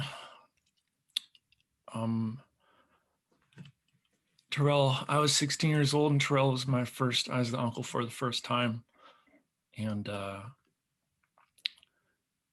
everyone who knew him said he had a great magnetic smile that just lit up the room, and he was full of joy and curiosity. He always had questions for me. He was curious about life. He just had this zest about him. I put him to work when he was a teenager, had my own business, construction for 7 years, and I put him to work in the summers, and we'd talk about life. He'd ask me about the Bible and scripture stuff, and we would talk about the ups and downs of life and everything and share all that. He was a great cousin to his younger cousins, as Lorene attested to. I have 4 kids. My oldest was 8 years younger than him. And at all the family gatherings and holiday gatherings, he would never pause to interact and engage with the silly little ones in their games. And every Christmas Eve, they put on a production, and Terrell and his younger brother Tobias would engage and do the roles of the play or the drama that the kids came up with, and they would act along with it wholeheartedly and just bring a smile and memories to everyone's faces. He went to Bible college for a season of time, and he just he had really had a servant's heart. He volunteered and served, and my mom told me a story when they went to Seaside together, and he would just walk up to strangers and ask them if they needed anything to pray for. So, the only thing we heard from the media is that his mom had a restraint order on him and that he stole a bicycle. And the last chapter of someone's life doesn't define their whole book or their whole story. And there's so much more to them. And even in the recent article about the settlement, and just mentions Officer Agier was acquitted. And yeah, so I got the call from my older brother Joshua about Terrell's death, and he's gone. There's no more memories. There's no more life to enjoy. There's no more embracing and learning and sharing and the give and take that you have with a loved one. It's just ripped from you. And there's no more holidays for my kids, and having to console them. Talking to my kids about forgiveness and this officer, we only knew part of the story. Trying to talk to my kids about letting that go. I'd take my boys every Tuesday to Starbucks 2 blocks away when we walk in there, and the weeks afterwards and see a group of police officers there, and I could see the hesitation with my kids, and they don't know how to act or how to respond. And I want to give them, my kids the best advice and the benefit of the doubt and forgiveness and moving on. I even help my 2 older daughters, come up with a forgiveness letter so they don't hold on to bitterness. And it's good. And then we were, moving forward. Part of the family was brought into DA's office before the trial started and shown a partial video from the max of what happened. And we were led to believe that both sides of the encounter would be represented fully.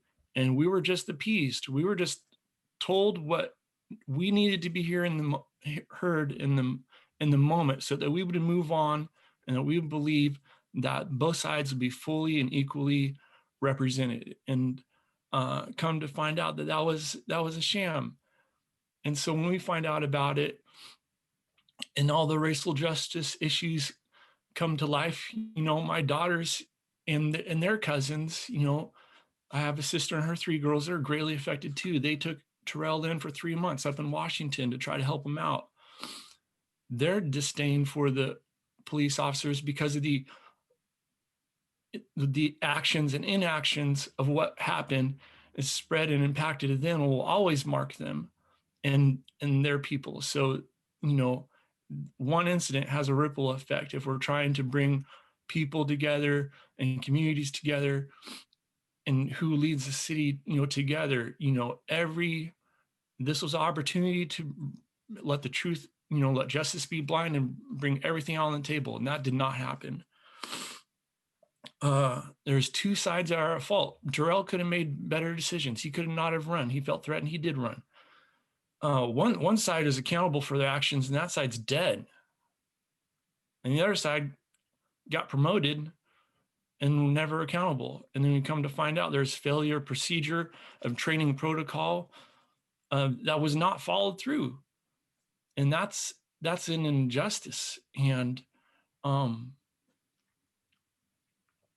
yeah, so I was marching with my daughters, last spring with Terrell's name up there. And I don't agree with everything that was being chanted and proclaimed, but a lot of it I did. And my kids and my whole family were all impacted by this. And I want to see change, because I don't want other people to lose family members because people using deadly force aren't following protocol they're trained into. And when they do, they're not held accountable. So Terrell was a gift, and he'll always be a gift. And I should have more memories than the ones I have. Thank you. Thank you, Mr. Johnson. Thank you, Ms. Arias, for your testimony. With that, colleagues, I don't know if anybody has any comments. If not, I'll also ask Keelan if there is any public testimony on this item. Yes, Mayor, we have 3 people signed up. Very good. I'm not seeing any hands raised. Why don't we go to public testimony, please? 3 minutes, names for the record. First up, we have Dan Handelman.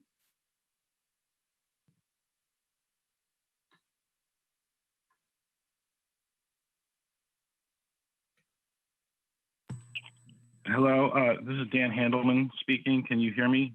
Yeah. I think they tried to unmute. Okay, yeah, they tried to unmute me on the computer. I'm on my phone. This is Dan Handelman with Portland Cop Watch. And some of my comments are going to reflect what was already said because I wasn't aware of the testimony that was going to happen this morning. I want to start by saying it's very good that families are now being represented at these hearings before City Council. They've said very important things about not only the human being who was lost, but the system that failed him. Terrell Johnson was shot and killed less than 3 months after another young Black man, Quantas Hayes, was killed. His family received a settlement from the city in March. Last night, the PPB was involved in their fourth deadly force incident in 2021, a 100% increase over the entire year of 2020 in just the 7 months we've had so far. How does this compare to the gun violence on the streets between civilians? What's the explanation for the uptick in Portland police shootings this year? Let's examine that. We're not challenging the settlement in any way. We repeat comments from the past that money does not bring back loved ones, and the city needs to use these hearings to examine policy changes. The ORR group noted that Officer Sampson Agier should not have kept pursuing Mr. Johnson once he lost sight of him, should have radioed in once he decided to start the chase, and should have stepped sideways, not backward, to avoid falling over, a stumble that led to Agier deciding to shoot Mr. Johnson. None of these violations resulted in discipline for Agier. I just read that Agier resigned as a sergeant in January of this year. His questionable actions in this incident did not stop him from being promoted less than 2 years after it happened. Johnson was reported to be living with mental illness. We have pointed out repeatedly that the percentage of people with mental illness who are shot and killed or killed by the Portland police since the DOJ agreement was signed in 2012 to reduce violence against people with mental illness has gone up and not down. Johnson was also reportedly houseless at the time of his death. He was holding a box cutter, as was stated, and this was the fourth person since 2010 with a weapon that was not incredibly serious who was houseless that was killed, including Jack Collins in 2010, Merle Hatch in 2014, and Nicholas Davis in 2014. The Police Review Board did not question his decision to engage in a dangerous foot pursuit. The ORR group had previously warned against foot pursuits because they often lead to the use of force. The issue of Agier moving backward and falling over is also a repeat issue. This has also happened in a couple of other shootings before that. And apparently the most recent deadly shooting of Mr. Townsend, if you look at the video, you see the officer walking backwards in that and not sideways. So it seems like that nothing has changed, and we really hope that the City Council will use this opportunity to make changes in all these areas. Thank you very much.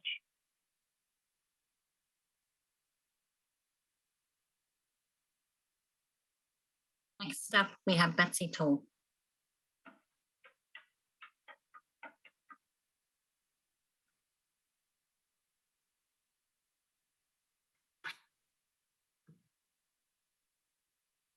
Sorry. Am I unmuted now? Yeah, we can hear you. Okay.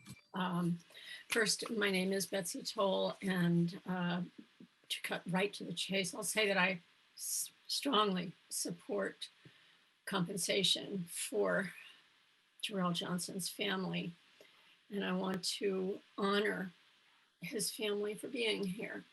It's painful to listen to your testimony. And I would like to say with a caveat then that families or estates of individuals who are injured and especially who are killed by officers should all be treated equally and compensated equally, because the compensation is not for the person's life. The compensation should be an acknowledgement by the city of its culpability in the death or injury of someone. We cannot allow a system that values one life that's lost to police differently than a different life that's lost to police. Is an unhoused person's life worth less than someone who perhaps lives in a nice neighborhood? That's absolutely unconscionable. Most especially When an officer has been found to be out of policy, out of training, there must be absolute equity in the acknowledgement that the city is culpable for the actions of their employees. And the employee, of course, should also be held responsible. I don't know when this is going to change. I don't know what it's going to take for Portland to change. But this has been going on for the 30-some years I've lived here, and it has not gotten better. And it has to get better. We have to do better. We have to be better than this. And that's all I need to say. I've probably said more than you needed to hear. Again, my incredible respect and regard and sympathy to Terrell's family, for your courage, for your dignity, for your decency. And I honor your suffering and pain. Thank you for this time. Next up, we have Mark Porras. Yep, hi, thanks for the opportunity to speak today. My name is Mark Porras, and I live in Northeast Portland. I just want to say that I am heartbroken for the family of Terrell Johnson. I'm sad, angry for our community that we continue to not only allow the cops to kill us, but then throw up our hands and say, okay, we'll pay $600,000 to make this latest issue disappear. It stinks, you all know it, and it's never gonna change until those of you on city council start admitting out loud that the city is responsible for allowing the cops to kill us. Yeah, that's all I got to say today.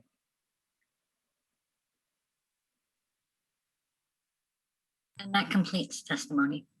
All right, thank you very much. This is an emergency ordinance. If there's no further discussion, please call the roll. Hardesty. I want to thank Terrell Jackson's family for being here today. I am so sorry for your loss and your pain. Clearly, there's no amount of money that's going to bring your nephew, your cousin, brother, son back. What I hope this shows is that the city council, my colleagues and I are supporting this settlement today, not as a way to undo what has happened, but as an acknowledgement that what happened really should not have. I grieve with you and for our community, and want you to know that every day I'm here on council, I am working to make our outcomes better. Thank you again for being here. I vote aye.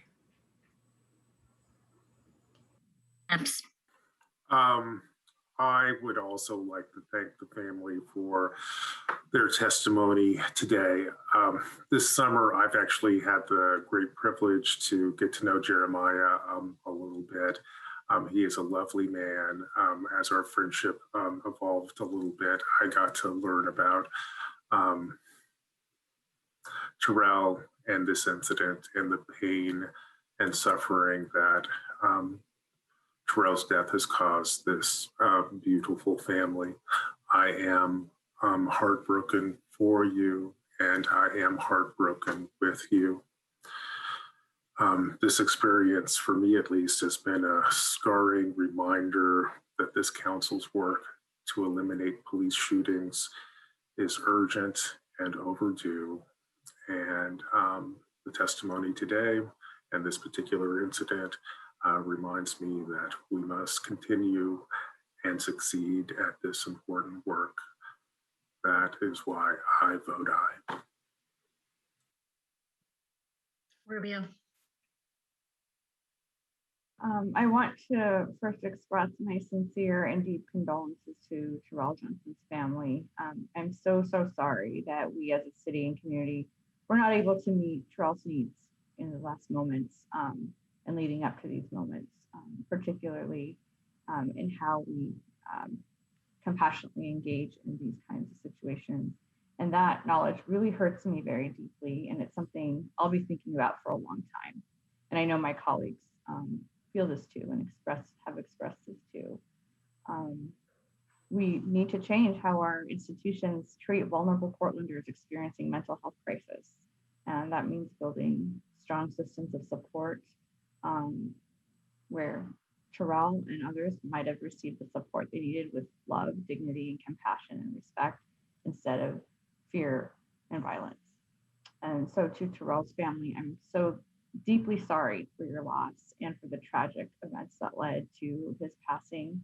I'm deeply sorry that you experienced insensitive treatment and communication at the most devastating time in your lives. We owe you transparency and care and accountability. And when I look at Terrell's photos, you can just feel his very bright energy emanating from the photos. He had a very full life that was very clearly full of love. And like you said, Mr. Johnson, that was so much more than the instances of his death. So we owe it to him to do whatever we can to create that system of care that he needed.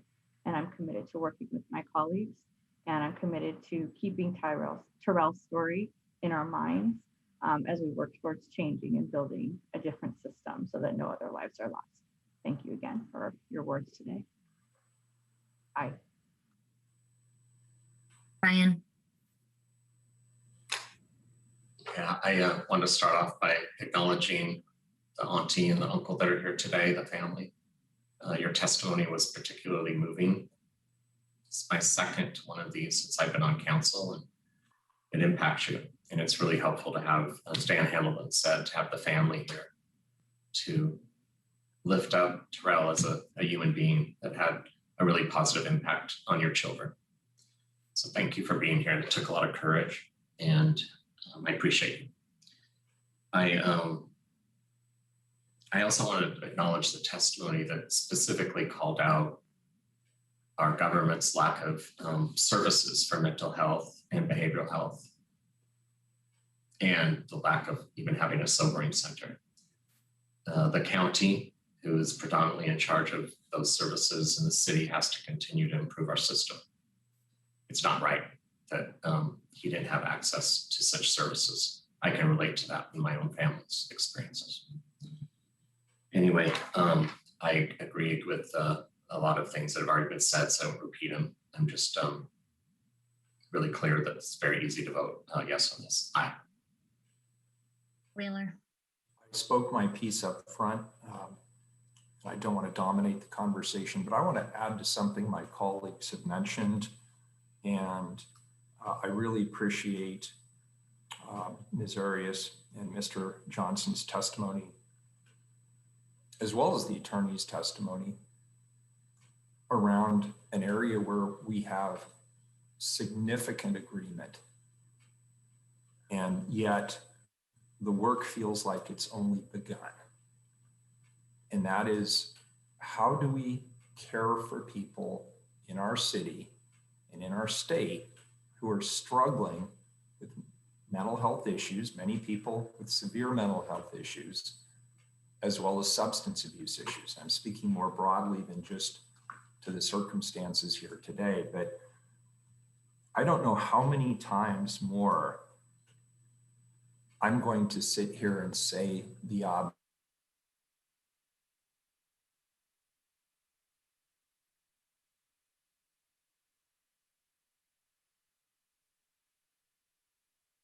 Looks like the mayor froze. Decision over the course of 30 years, actually 40 now.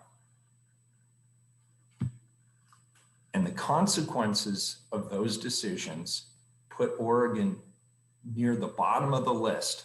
I think we were recently ranked 51st out of 50 states. Go figure. Delaware, District of Columbia was put into the mix. We're at the bottom in terms of our ability to provide mental health services to people who are vulnerable and who need it. Yet we are ranked somewhere in the top 5. I've seen 3rd, I've seen 4th, it doesn't matter. Somewhere near the top of the list in terms of the need for community-based mental health services. And yet there is no urgency coming from anywhere around this issue. I want to acknowledge my colleagues across the river at Multnomah County. At least they're trying. I know they're trying to put together what I believe is at least the third iteration of a drop-off center.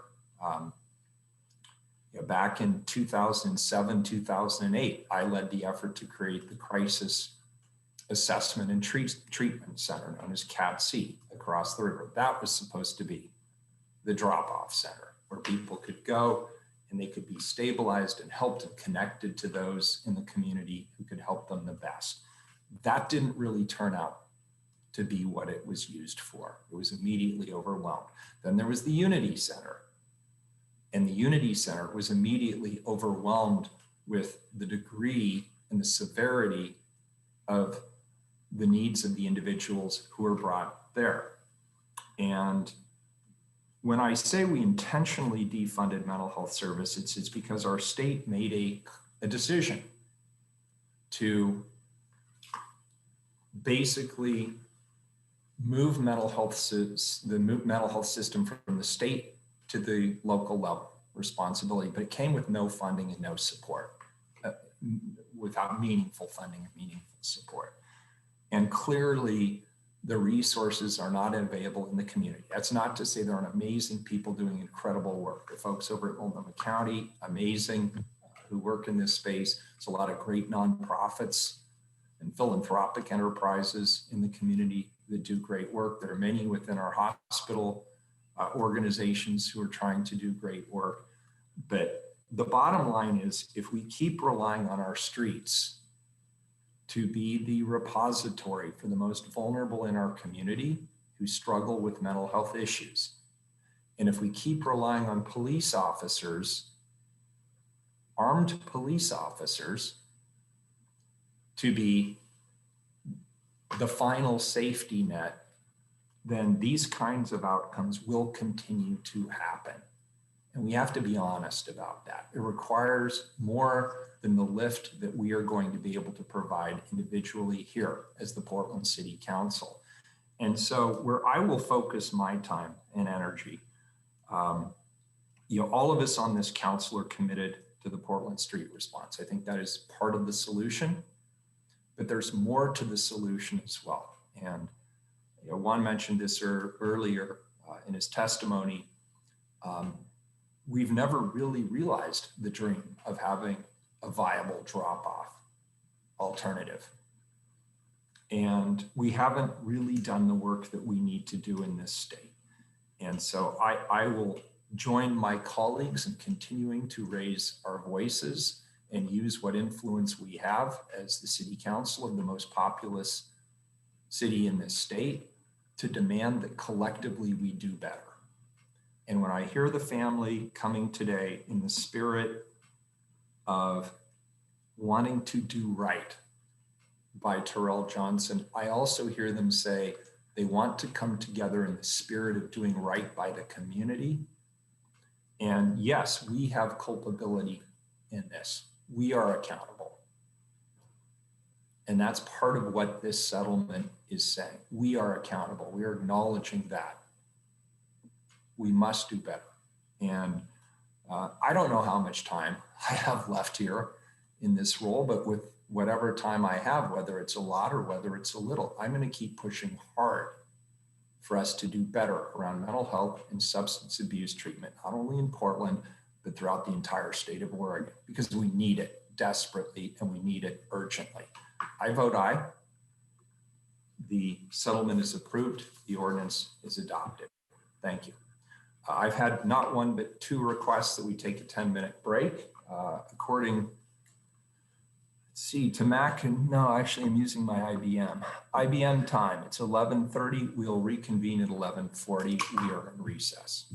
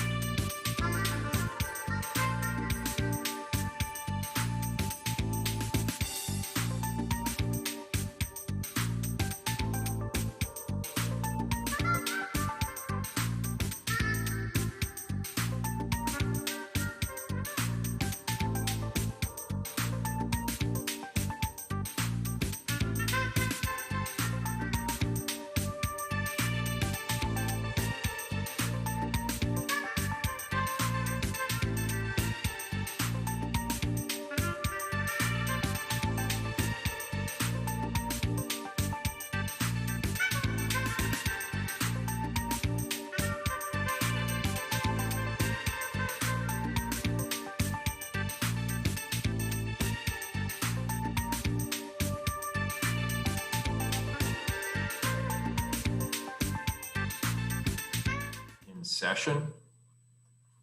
Recording in progress. Keelan, the next item is item number 579, a second reading. Vacate unnamed alley between Southwest McDonald Terrace and Southwest Fairmont Boulevard, subject to certain conditions and reservations. Colleagues, this is the second reading. We've already heard a presentation and had opportunity for public testimony. Is there any further discussion on this item? Seeing none, Keelan, please call the roll. Hardesty. Aye. Maps. Aye. Rubio. Aye. Ryan. Aye. Wheeler. Aye, the ordinance is adopted. Next item is an emergency ordinance, item 580. extend benefits currently provided to eligible members of the Fire and Police Disability, Retirement, and Death Benefit Plan. Commissioner Hardesty. Thank you, Mayor. Due to a legislative change, we are bringing this proposal in front of the council. We have Samuel Hutchinson, the Director of Portland Fire and Rescue Retirement Fund, here to present this issue. Good morning, Sam.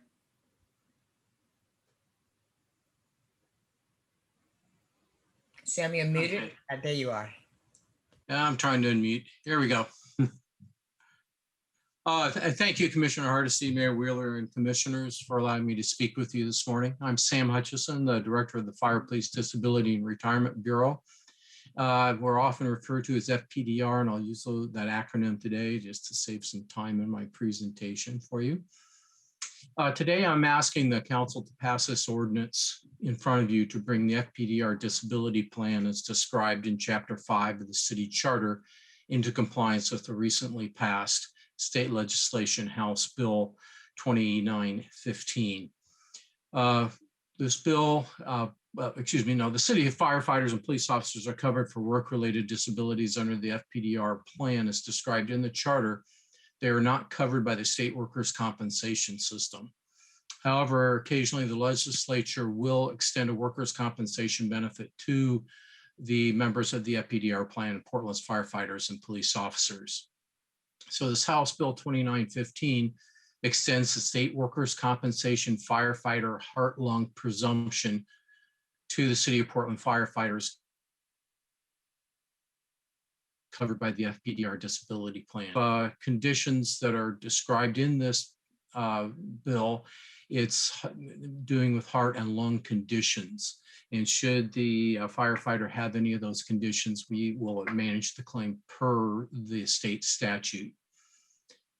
So per the city charter section 5403A, the council may provide by ordinance for these additional benefits to be paid by FPDR since the city is now required to do that by law. So anytime law comes through, the city council is expected to change the charter such that it is in compliance now with the state statute. Next week, the FPDR Board of Trustees will update the FPDR administrative rules in order to comply with the state statute. However, even though we're still waiting for you, the council, to take action and the Board of Trustees to take action, the Bureau is still required to administer any of these claims by state statute, which became effective June 1. So we're just trying to catch up with the charter and the administrative rules with the statute. The result of this statute, we will expect to see more approved disability claims because of these additional covered conditions and increased costs to the FPDR fund. We do not have any way to measure any expectations, but we do not expect either to be significant to the number of claims that are now being filed or to the benefits that we're now paying out. So that's a rundown of what that bill is this morning. So thank you for allowing me to present it. And if you have any questions, I'll be happy to answer them for you. Very good, colleagues. Any questions at this particular time? Not seeing any. Keelan, do we have any public testimony on this item? No one signed up for this item. All right, very good. It's an emergency ordinance. Please call the roll. Hardesty. Thank you, Director Hutchinson, for always being on top of these legislative changes in such a timely way. This is an important benefit for Portland Fire and Rescue members who, even as we speak, are out fighting one of the biggest fires that we've seen in the city of in Oregon in quite some time. I'm happy to vote aye. Maps. Aye. Rubio. Aye. Ryan. Aye. Wheeler. Thank you, Director Hutchison. As always, appreciate it. I vote aye. The ordinance is adopted. Next item, please. 581. This is also a first reading of an emergency ordinance.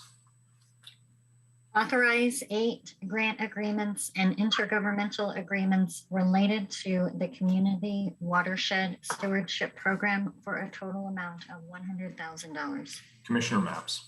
Mr. Mayor, colleagues, this ordinance authorizes the Community Watershed Stewardship Program to spend $100,000 on 8 agreements with community organizations. These funds will pay for outreach to Portland's BIPOC community. The purpose of this outreach is to create grassroots partnerships that will improve the health of our city's watershed. I also should mention that Environmental Services asked that we make this an emergency ordinance so these funds can go out right away. Today, we have 2 staff members from Environmental Services who will provide a brief overview of this initiative. So let's welcome Terrell Houtman and Naomi Rodriguez. Terrell, Naomi, thanks for joining us today, and please tell us more about this project.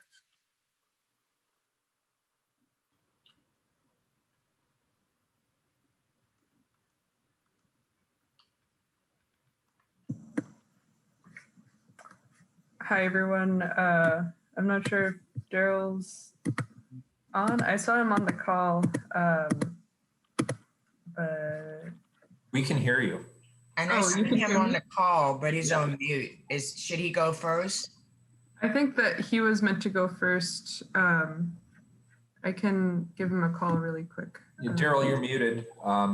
Is he on a call or on a laptop? Do we know? I think he's on the laptop. All right.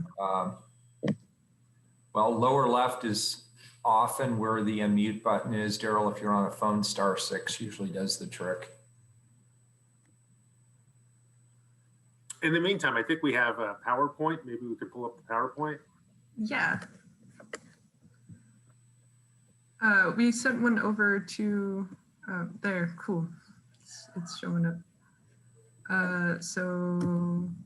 The Community Watershed Stewardship Program is mostly managed by Terrell and I with the advice of Judy Blue Horse Skelton, who serves on our selection committee, and they also serve as the Portland State Liaison.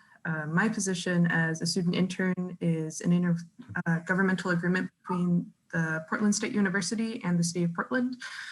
And we try to get funds out to Black and Indigenous community members, people of communities of color that are creating community-based projects that support community, but also the watershed here in Portland, and provide education about the watershed. Next slide, please.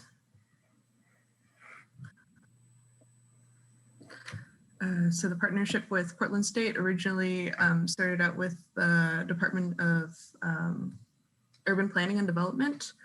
But since the Equity Initiative, it has moved to the Indigenous Nations Studies program, or now it's a department, Indigenous Nations Studies Department at Portland State. And interns are selected from the Indigenous Traditional, Ecological, and Cultural Knowledge Program. And these internships serve as 2-year internships that overlap with each other. The previous person, Al Rose, was meant to finish out their year. Their year just wrapped up. Yeah, and we initiate community engagement and education with underserved communities, including BIPOC communities, and foster career pathways. That's what this internship is for. It's meant to, create community and connections and uplift people. Usually people like me, like an Indigenous student, wouldn't really be in like a position in the city. Like, yeah, I don't know. There's doors that are being opened that usually wouldn't have been opened before. Next slide, please. So the 8 grantees that we have selected this year include Wisdom of the Elders. Their project is the Great Spirit Urban Garden Project, which will establish a pollinator garden through a 12-week internship with Indigenous educators and in partnership with another community organization that has been funded in the past, City Repair Project. We're also funding Friends of Pier Park. The Friends of Pier Park Understory Establishment Project will remove invasive plants and establish native plants that are selected with Indigenous partners and planting support from volunteers.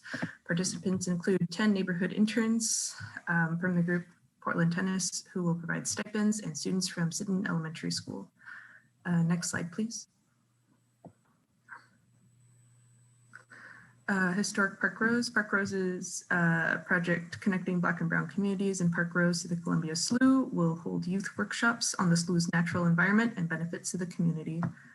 NAIA Family Center, the organization's first foods and healing projects will help develop rooftop water harvesting as a key step in establishing a garden that will cultivate first foods, which are plants that are traditional to the Indigenous community. Next slide, please. Lloyd Eco District. Lloyd Eco District's Peace Park restoration brings Veterans for Peace and volunteers together to revitalize the inner northeast green space to improve native vegetation, support pollinator habitat, and filter stormwater.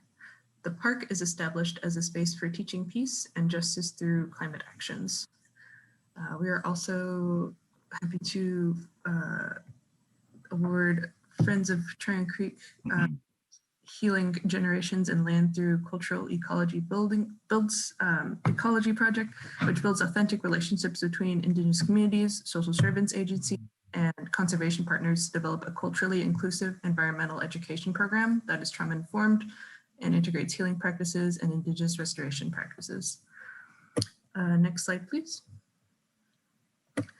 We're also hoping to fund ELSO's Wayfinders program, which will offer a series of nature-based excursions that emphasize life science, ecology, community, and cultural history. Camp activities are co-led by high school and college-aged youth of color. We're also funding Tryon Creek Watershed Council's mobile training program, which will provide 4-hour workshops combining restoration instruction with on-the-ground restoration practice. The workshop includes an introduction to watershed science and stewardship concepts serving Westside immigrant communities. And those are the people that we're hoping to fund. I'm gonna see if I can call Terrell because I know that I'm here. Oh, okay, cool. Naomi, you did a beautiful job. Thank you for running through those slides. Commissioner Mapps, did you want to chime in here? Yes, number one, I wanted to congratulate Naomi for stepping up and just doing a great presentation. I feel like you have a long and promising future at Environmental Services. I was wondering if you could tell us a little bit about your personal role with this program. Oh, my personal role, it was like the beginning of the pandemic, and I got a call from Judy, who has mentored me, and I've been involved in the IT project somewhat that was mentioned before, which was started by Serena Fast Horse, who was in the position before me,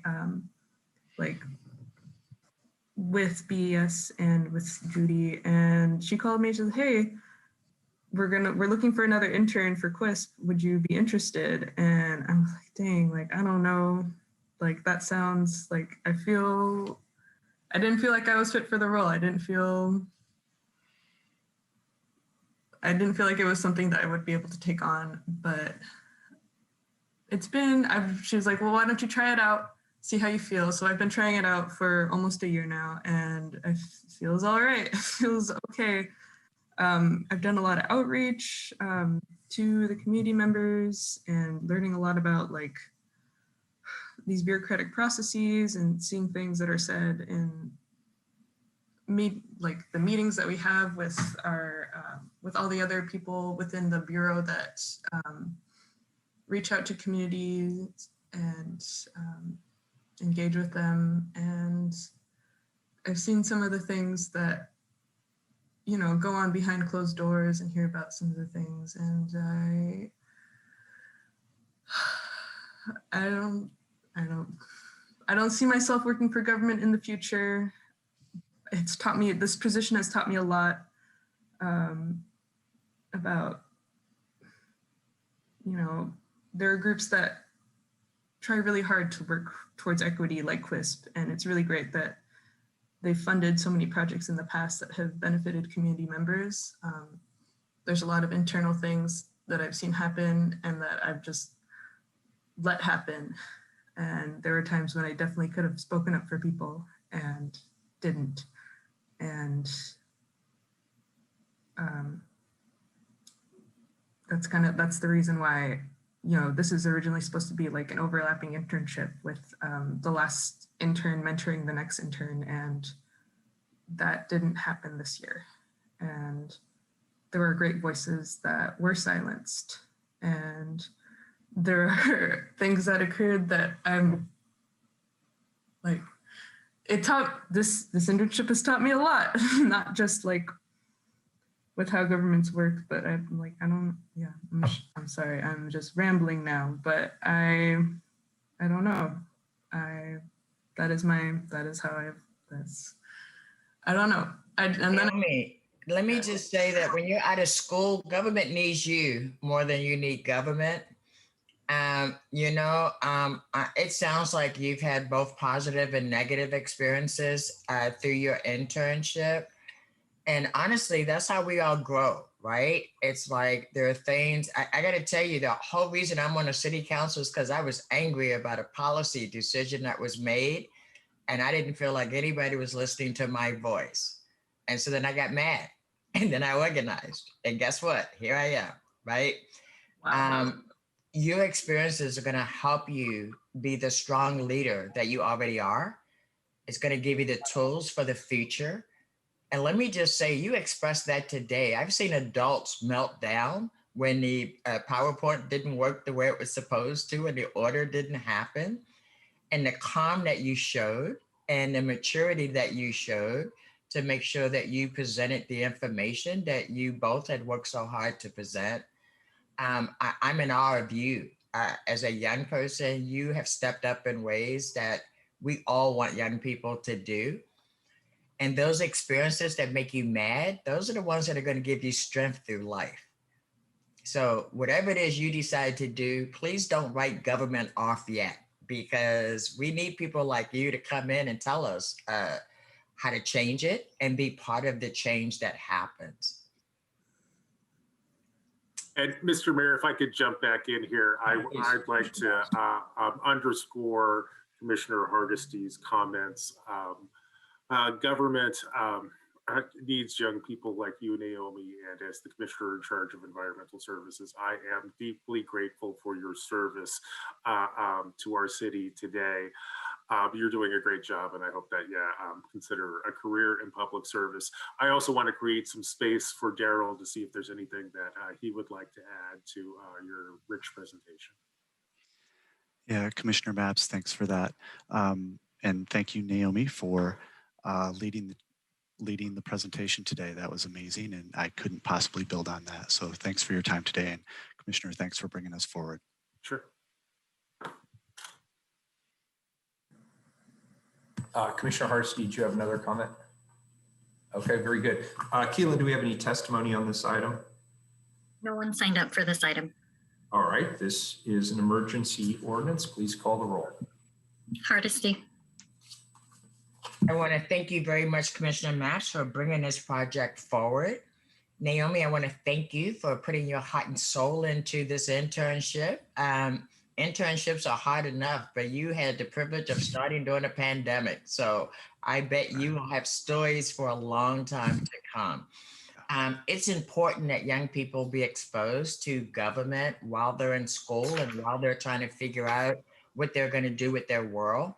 I can tell you that 40% of our employees here at the City of Portland are 10 years or less away from retirement, which means the brilliant young people who are in school today, who are learning new environmentally sound practices, are going to be the leaders that we're going to be looking for very, very, very soon. So keep your heart open to career opportunities. You just never know where they'll come. And take this experience and build on it. And if you want to have a one-on-one, I'd be very open to having a one-on-one with you to find out more about your experience. So feel free to reach out. I'd be happy to do that. It's hard to be a woman of color walking in government circles. And so I just want you to know you have support from this council. I'm very happy to vote aye. Maps. I'd like to thank Naomi and Terrell for putting together this rich presentation. I'm really excited about this program. It both helps protect our watershed and promotes community engagement, especially amongst our BIPOC communities. Naomi, I know I speak for every member of this council. We're incredibly proud of you, and we sure hope that we can convince you to think about a career in public service. As the commissioner in charge of BES, I'm grateful for you moving this project and this proposal forward, and I'm happy to vote aye. Rubio.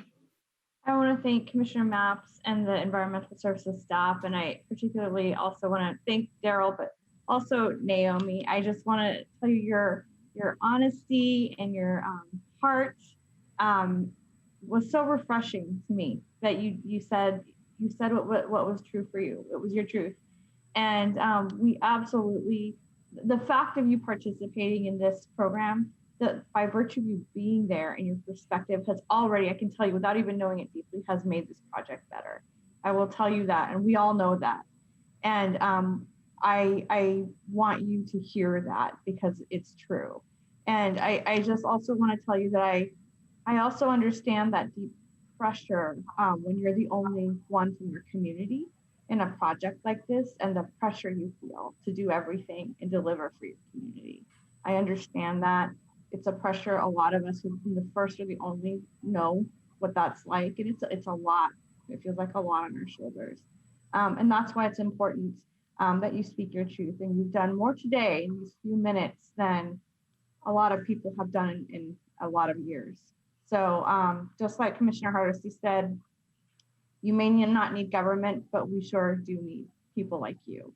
And I want to also extend my myself, would love to connect with you too offline, and anytime you're up for a coffee, I'm there to take you out to get one and talk about how we could do things in the community together.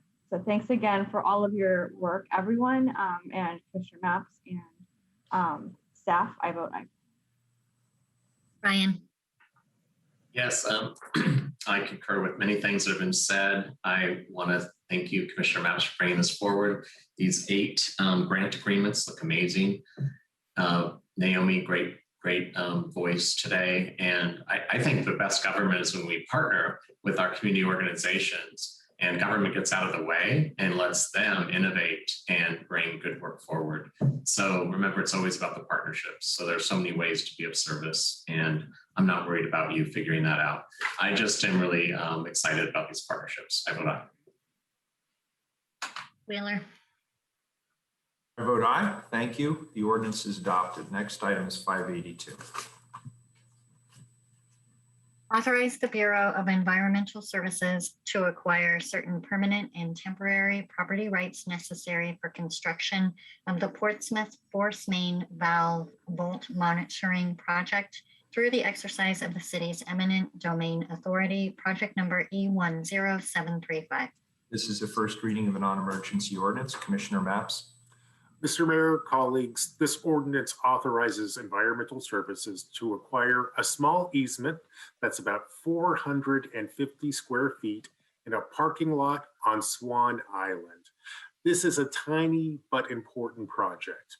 Environmental Services' core mission is to protect public health, the environment, and the Willamette River. One of our strategies for accomplishing these goals is installing monitoring equipment at 6 sites on a pressurized sewer main on Swan Island. The easement before us today would allow Environmental Services to access a vault where they will install monitoring equipment, which will help keep sewage out of the Willamette River. Today, we're joined by 3 staff members from Environmental Services and PBOT who will give a brief presentation on this project. So let's welcome Environmental Services Engineering Manager, Joe Dvorak, Environmental Services Project Manager, Lisa Moshinsky, and PBOT Right-of-Way Agent, Kevin Balak. Joe, Lisa, Kevin, welcome, and please tell us more about this important project.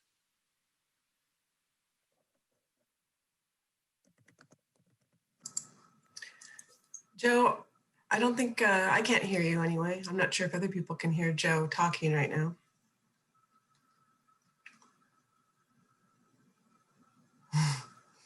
No. Well, maybe we can get the presentation pulled up and maybe we'll see if Joe gets his audio working. If not, we'll just move it forward. It'll be kind of like the last one. A few technical issues to get us started. But Joe is going to do a quick introduction and I'll just kind of take it from there. Good morning, Mayor and Commissioners. For the record, my name is Lisa Moshinsky, Project Manager for the Bureau of Environmental Services.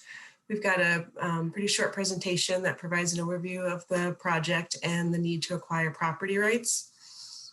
The title of our presentation on the ordinance, I didn't note included temporary rights. I just want to clarify that we just need a permanent property right, not a temporary. So just wanted to clarify that quickly. So we can advance the slide. We've just got about 5 slides here, so should go pretty quick. So the Portsmouth Force Main, it's a pressurized pipeline that has air pressure relief vaults, which continually release air during force main operation to protect against unwanted sewage and stormwater surges and control odors. So a problem inside these vaults can cause sewage overflow to the Willamette River. This has happened on a couple occasions, leading to concerns from DEQ and of course, Bureau of Environmental Services with water quality issues. So this project provides early leak detection and alarm notification to enable city maintenance crews to quickly respond to stop the leaks and clear jam valves along the force main between North Going Street and the end of North Basin at the 6 sites that are shown here on the map. So next slide, please.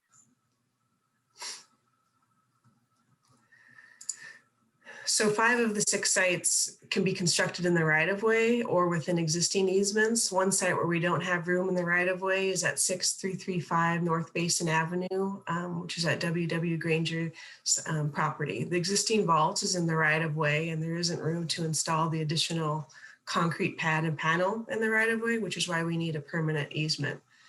Kevin Balick, who's also here joining me, is the PBOT right-of-way agent. He met with the Granger site manager a couple weeks ago to go over the easement and proposed work.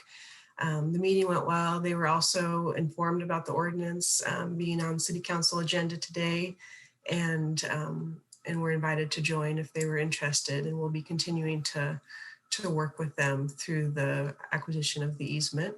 Next slide, please. So the concrete pad and panel, it's going to be installed in the landscaped area adjacent to the existing vault. You can kind of see in this photo the existing vault, and so it's just going to be installed just behind there. We're also working with Bureau of Development Services. A couple of the sites require a greenway review, and we're also required to install some screening plants adjacent to the street there. So there'll be some landscaping installed there. PBOT right-of-way is working on the administrative determination of just compensation, and we'll be providing an offer to Granger. Our schedule is to construct in the spring of 2022. We need the property rights acquired by the end of this year to avoid any delay in our schedule. And next slide, which is just basically happy to answer any questions that folks might have.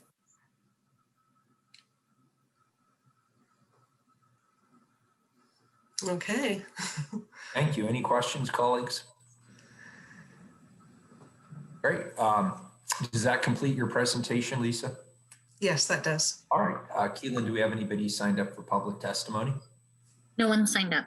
All right, good presentation. Thank you. I learned something new every day from these presentations. If there's nothing else, this is a first reading of a non-emergency ordinance. It moves to second reading. Thank you all. Next item is item number 583. This is also a first reading of a non-emergency ordinance.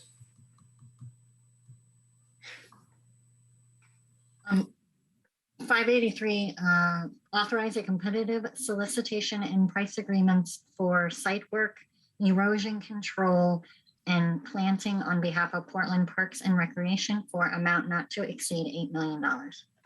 Commissioner Rubio. Thank you, Mayor. Portland Parks and Recreation anticipates that over the next 5 years, on an as-needed basis, that certain projects will require various construction services that exceed our city capacity to provide. So these projects are site work and erosion control and planting on-call price agreements, and they're critical for achieving the Bureau's mission. They typically include excavating, grading, trenching, hauling, demolition, trail construction, installation of erosion and sediment controls, planting and other landscaping and other improvements to park facilities. And to date, Portland Parks and Recreation successfully contracted with 81% COVID certified firms in the last open market solicitation for this work. And 100% of current contracts are with COVID certified firms. Currently, these site work and erosion control and planting on-call price agreements are set to expire on September 10 of this year. Parks intends to follow the same methodology for procurement, outreach, and engagement to reach a diverse cross-section of the business community. And so to provide more information and answer any other questions about these agreements, I will now turn it over to staff for a short presentation. Thank you, Commissioner Rubio. My name is Ross Swanson, and I work for the Portland Parks Department's capital improvement team. With me also is Kathleen Brennis-Marua from Procurement Services. She's here to address any questions around procurement, the process, and contracting outreach. Parks appreciates the opportunity to solicit on these on-call contracts. They allow us to efficiently provide equitable service and repairs. Typically, these contracts supplement our own workforce as well. They provide services and expertise that sometimes we just don't have in-house. With the levy ramping up, we foresee quite a need for these coming up very shortly. Some of the examples that we would use this for are small projects that don't require a larger solicitation, emergency repairs, flooding, landslides, and any unplanned opportunities that might arise. On the broader side of things, what these contracts allow is the Portland Parks and Rec staff to build relationships with these contractors over several years. And on the contractor side, it allows the contractors who are typically smaller in size for these on-calls to sort of get an open view into the public contracting, which is not always easy, but it allows them to build capacity and experience in that. So as they move forward or they decide to expand their business, they have experience under their belts. With that, thank you. And Kathleen and I are here to answer any questions. Colleagues, any questions on this item? Keelan, do we have any public testimony? No one signed up for this item. Very good. This is a first reading of a non-emergency ordinance. It moves to second reading. Next up is item 584. 584 is a resolution. Accept the 2021 South Park Blocks Master Plan as a guide for future use and development of the park. Commissioner Rubio. You and me, Commissioner. Thank you. Thank you, everyone. Thank you, Mayor. I want to start by reiterating what we're doing today. And what we're doing today is accepting a high-level design concept for the South Park blocks. We're at the beginning and not the end, so there's much more shaping to come. I want to be clear today that more detailed design and construction processes will happen in the future when funding is available and system-wide priorities can support this moving forward with park improvements. I also want to reiterate that we do not currently have a timeline, and nor do we have city funding that has been dedicated to this work. And we currently have a sizable list of future capital improvement projects, also not yet funded, that this project will join.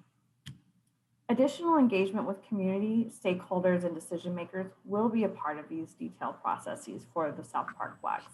And we invite community advocates whom we've heard from to continue engaging with us.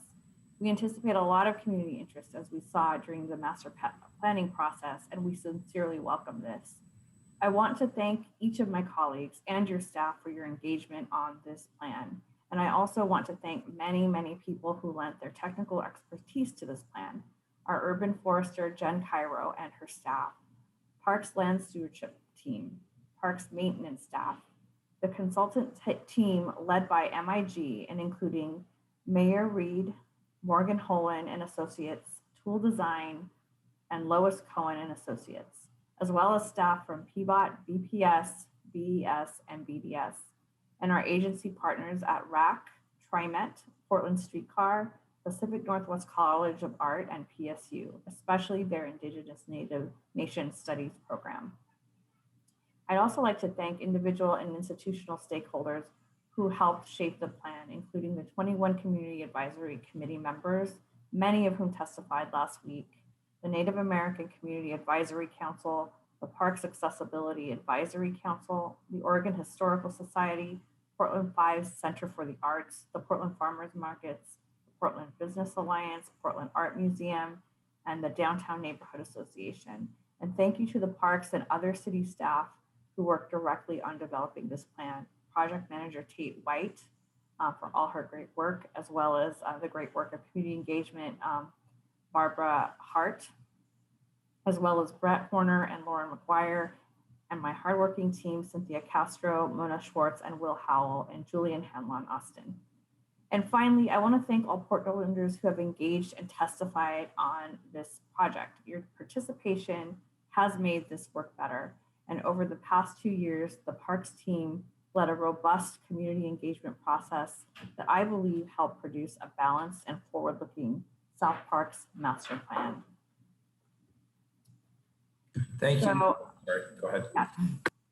Yeah. So I just want to acknowledge the planning and would love to end there and turn it back to you, Mayor. Thank you. And Commissioner Rubio, just for the record, we had continued this discussion. We left testimony open until 9:30 a.m. written testimony. Okay.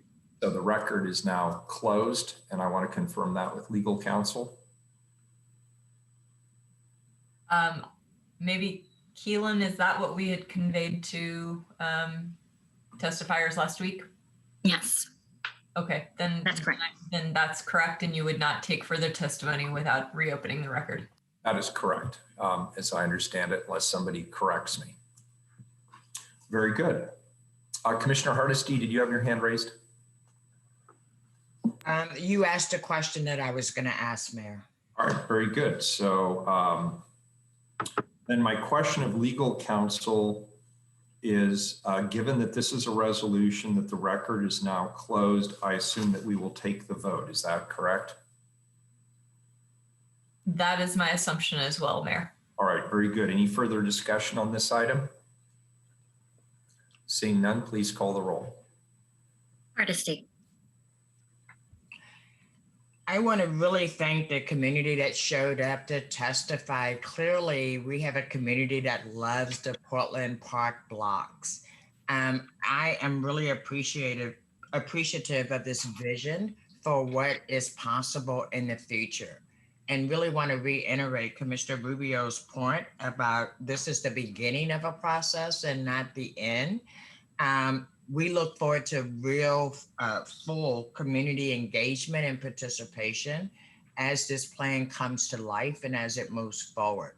I want to take this time to really appreciate all those who testified, regardless of what side of the issue you were on. It is clear that Portlanders all over love the Portland Parks, Portland Parks blocks, and see it as part of their community. I look forward to seeing what Commissioner Rubio and the Parks Bureau develops in the future as we move forward. I'm happy to vote aye. Max. I want to thank Commissioner Rubio and the Parks Bureau for bringing this item forward. I also want to thank all of the members of the public who have reached out to my office about the South Parks Blocks Master Plan. The public debate about the master plan seems to break down into two camps. On the one hand, we have Portlanders who believe it is important that the Parks Bureau develop a vision for the future of the South Parks blocks that focuses on activating and modernizing the park. On the other hand, we have Portlanders who passionately feel that the Parks Bureau vision for the future of the South Park blocks should focus on preserving the park's unique character. Now, in this debate, I land in the middle. I think it should be possible for Portlanders to achieve both goals. We can have a modern park that also preserves our history and promotes public engagement. I also want to make it clear what the council is voting on today. Today, council is not being asked to approve or fund any specific changes to the South Park blocks.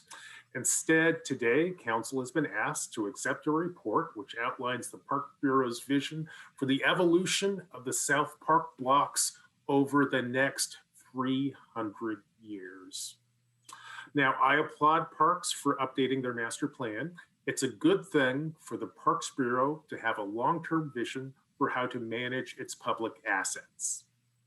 However, today, we are not consenting to fund or sign off on any specific project discussed in the South Park Blocks Master Plan.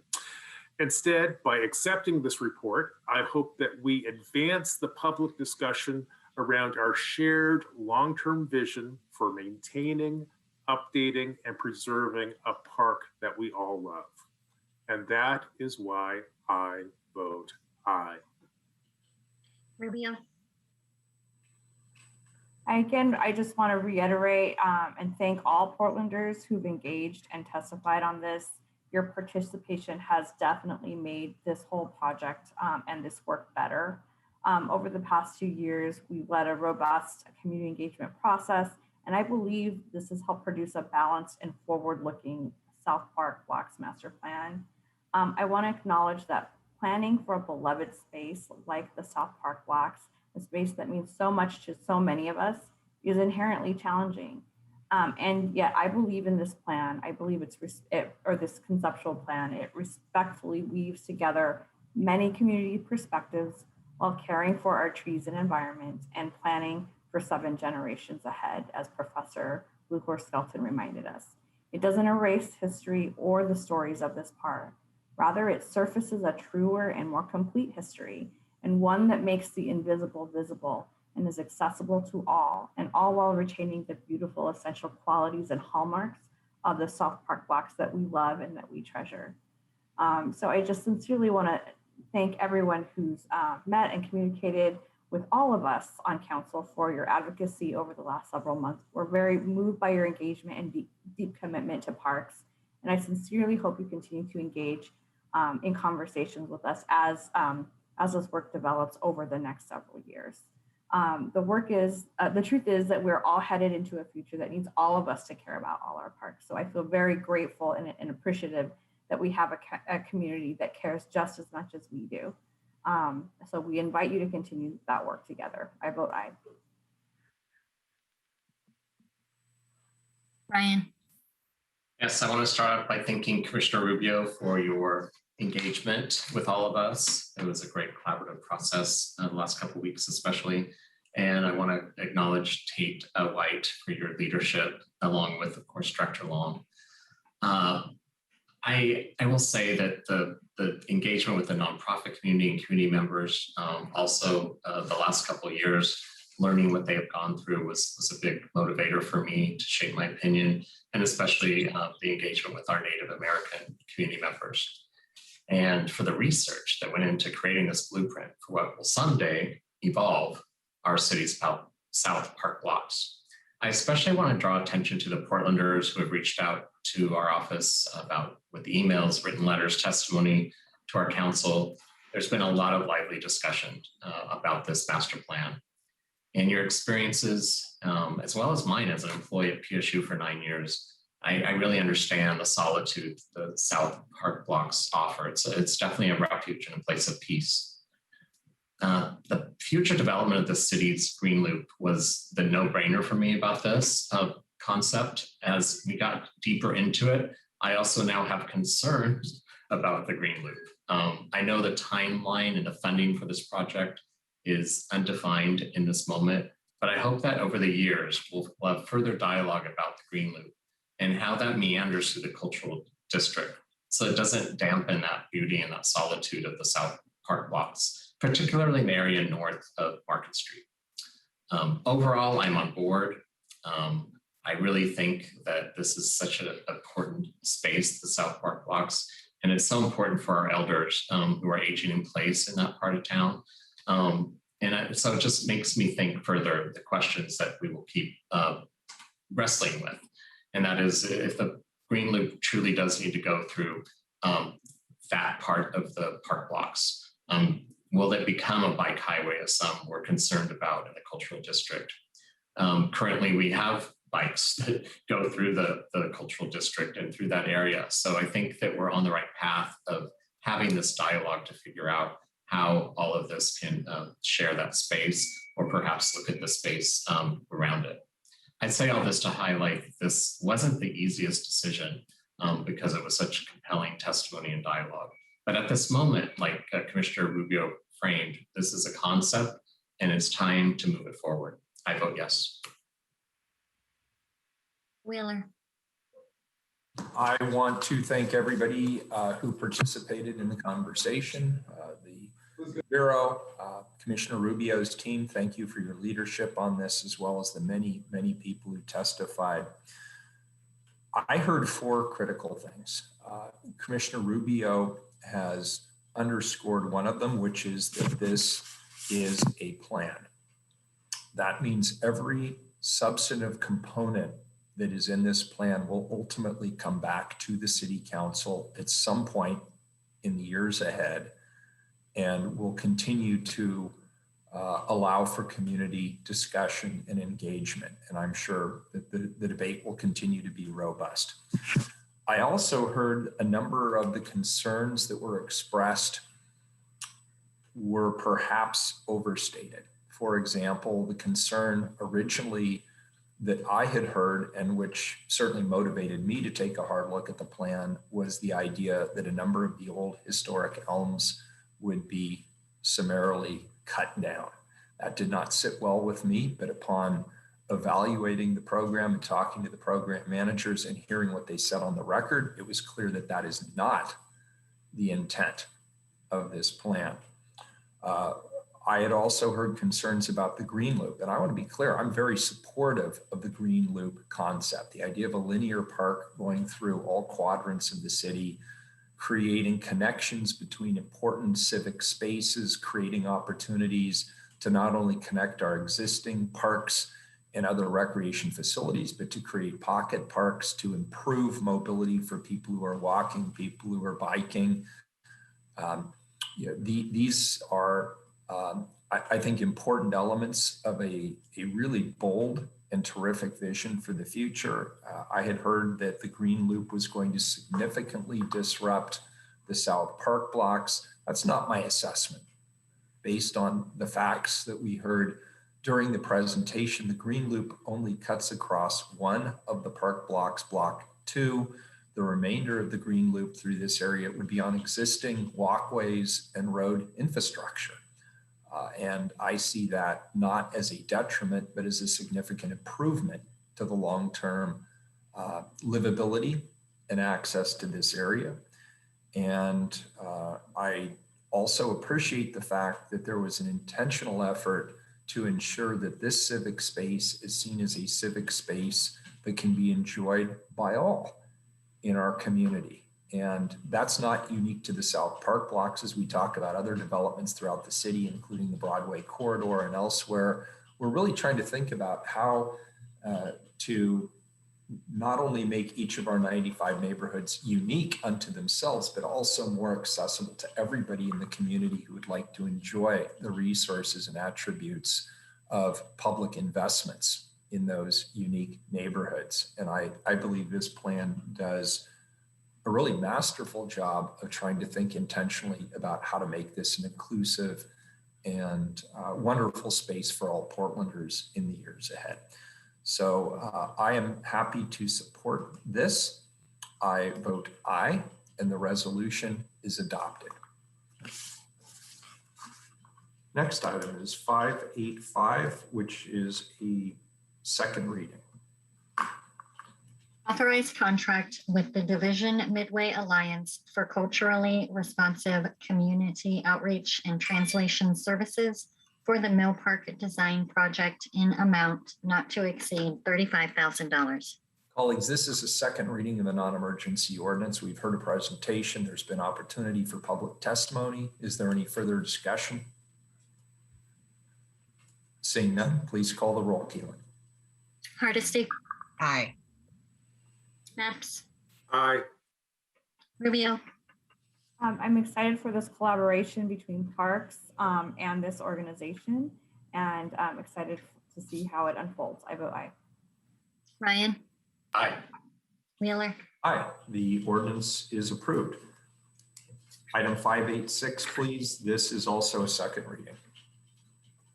Approve application under the multiple unit limited tax exemption program under the inclusionary housing program for Madera Morrison Apartments located at 1130 Southeast Morrison Street.